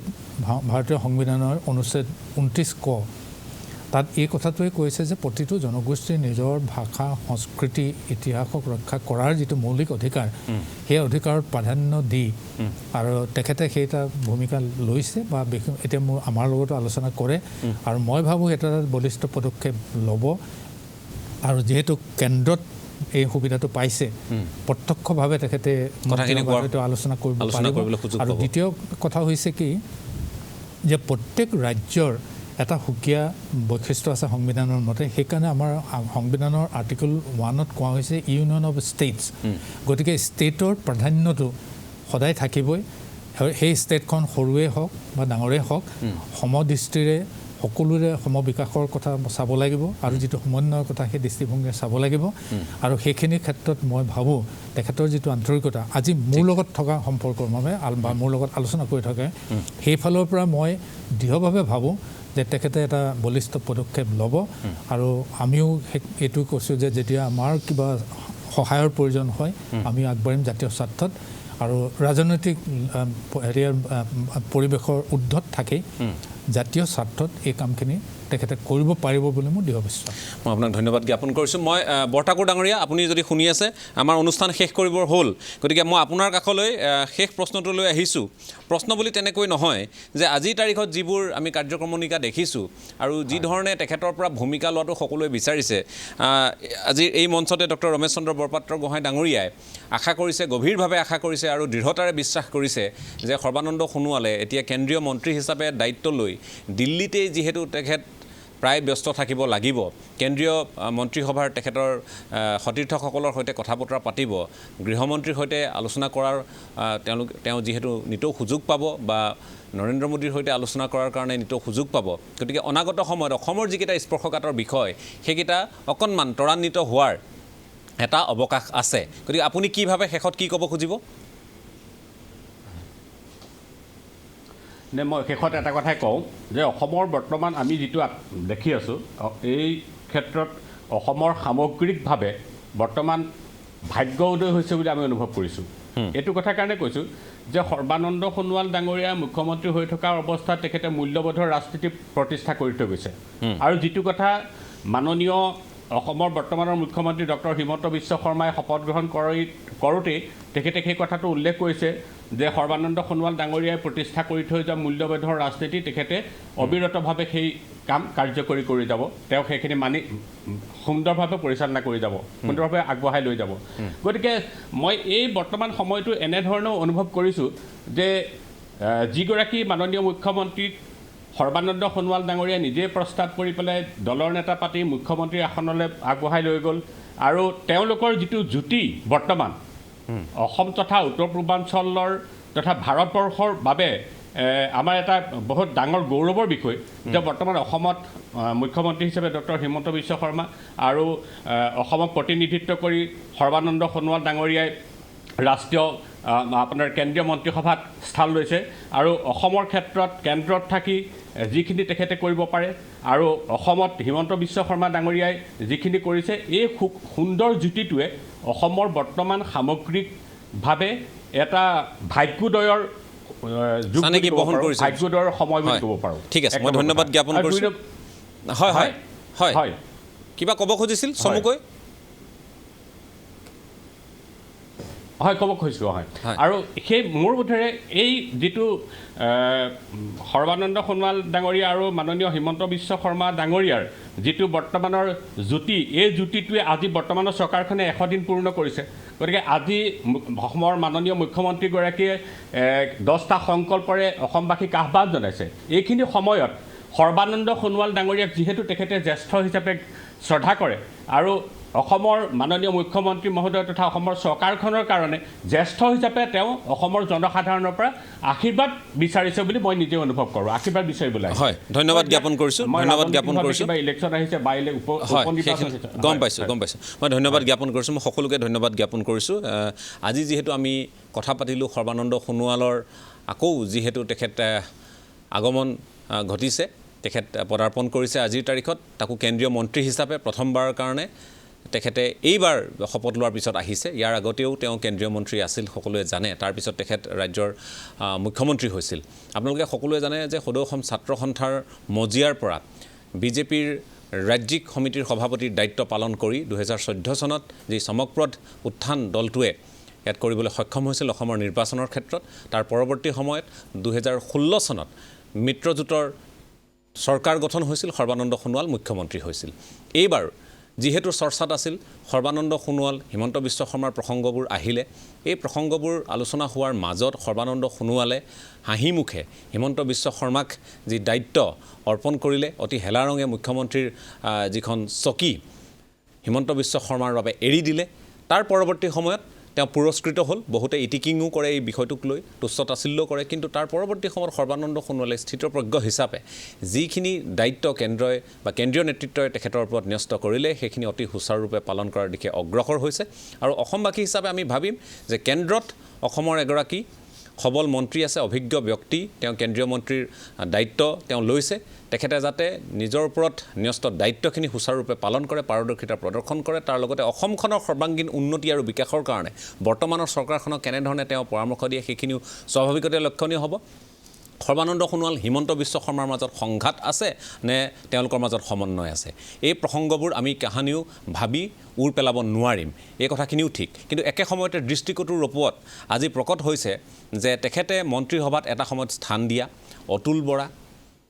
কেশৱ মহন্ত আজি হঠাৎ তেওঁলোকৰ কাৰ্যসূচী ওলাল, এই কথাখিনি কাকতলীয় নিশ্চয় হ'ব নোৱাৰে। একে সময়তে ৰঞ্জিত দাসৰ সংবাদমেল আমি মন কৰিছোঁ, ৰঞ্জিত দাসো প্ৰথম কাৰ্যসূচীটোত নাছিল। এই ধৰণৰ কেতবোৰ যিবোৰ দলটোৰ আভ্যন্তৰীণ কেতবোৰ বিষয়বস্তু আমাৰ সকলোৰে দৃষ্টিগোচৰ হৈছে, এই কথাখিনিয়ে অসমখনৰ অনাগত সময়ৰ ৰাজনীতিক কি মাত্ৰা প্ৰদান কৰিব, কথাখিনি ভাললৈ হৈছে নে কাললৈ হৈছে, এই কথাবোৰো নিশ্চয় অসমৰ ৰাইজে কিন্তু মন কৰি আছে। যি কি নহওক, আজি অনুষ্ঠানত অংশগ্ৰহণ কৰাৰ কাৰণে মই যিসকল আলোচক সকলোকে ধন্যবাদ জ্ঞাপন কৰিছোঁ। আৰু অনাগত সময়তো এনেধৰণৰ বিষয়সমূহ আমি আলোচনা কৰিম। আৰু আমাৰ মূল লক্ষ্য হ'ল যে দায়বদ্ধতাৰে প্ৰতিটো খবৰ আপোনালোকৰ সন্মুখলৈ লৈ অহা আৰু সৰ্বানন্দ সোণোৱালৰ আগমনৰ এই দিনটোত জন আশীৰ্বাদ কেনেকৈ বিজেপিয়ে ৰাজনৈতিক আশীৰ্বাদলৈ ৰূপান্তৰ কৰে নে এয়াও অনাগত সময়ত এক ফ্লপ শ্ব' হয়, এই কথাখিনি কিন্তু অনাগত সময়ত সকলোৰে চকুত ধৰাত দিব। সেই দিনটোলৈ আমি বাট চাম। আৰু সকলোকে পুনৰবাৰ ধন্যবাদ জ্ঞাপন কৰি আজিৰ পৰ্যবেক্ষণ ইমানতে সামৰণি মাৰিছোঁ। ধন্যবাদ।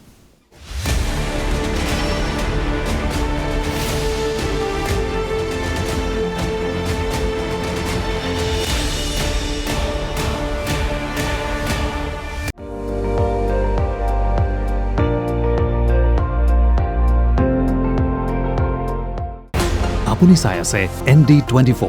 সৰ্বশ্ৰেষ্ঠ নহয় সৰ্বোত্তমৰ দৌৰত।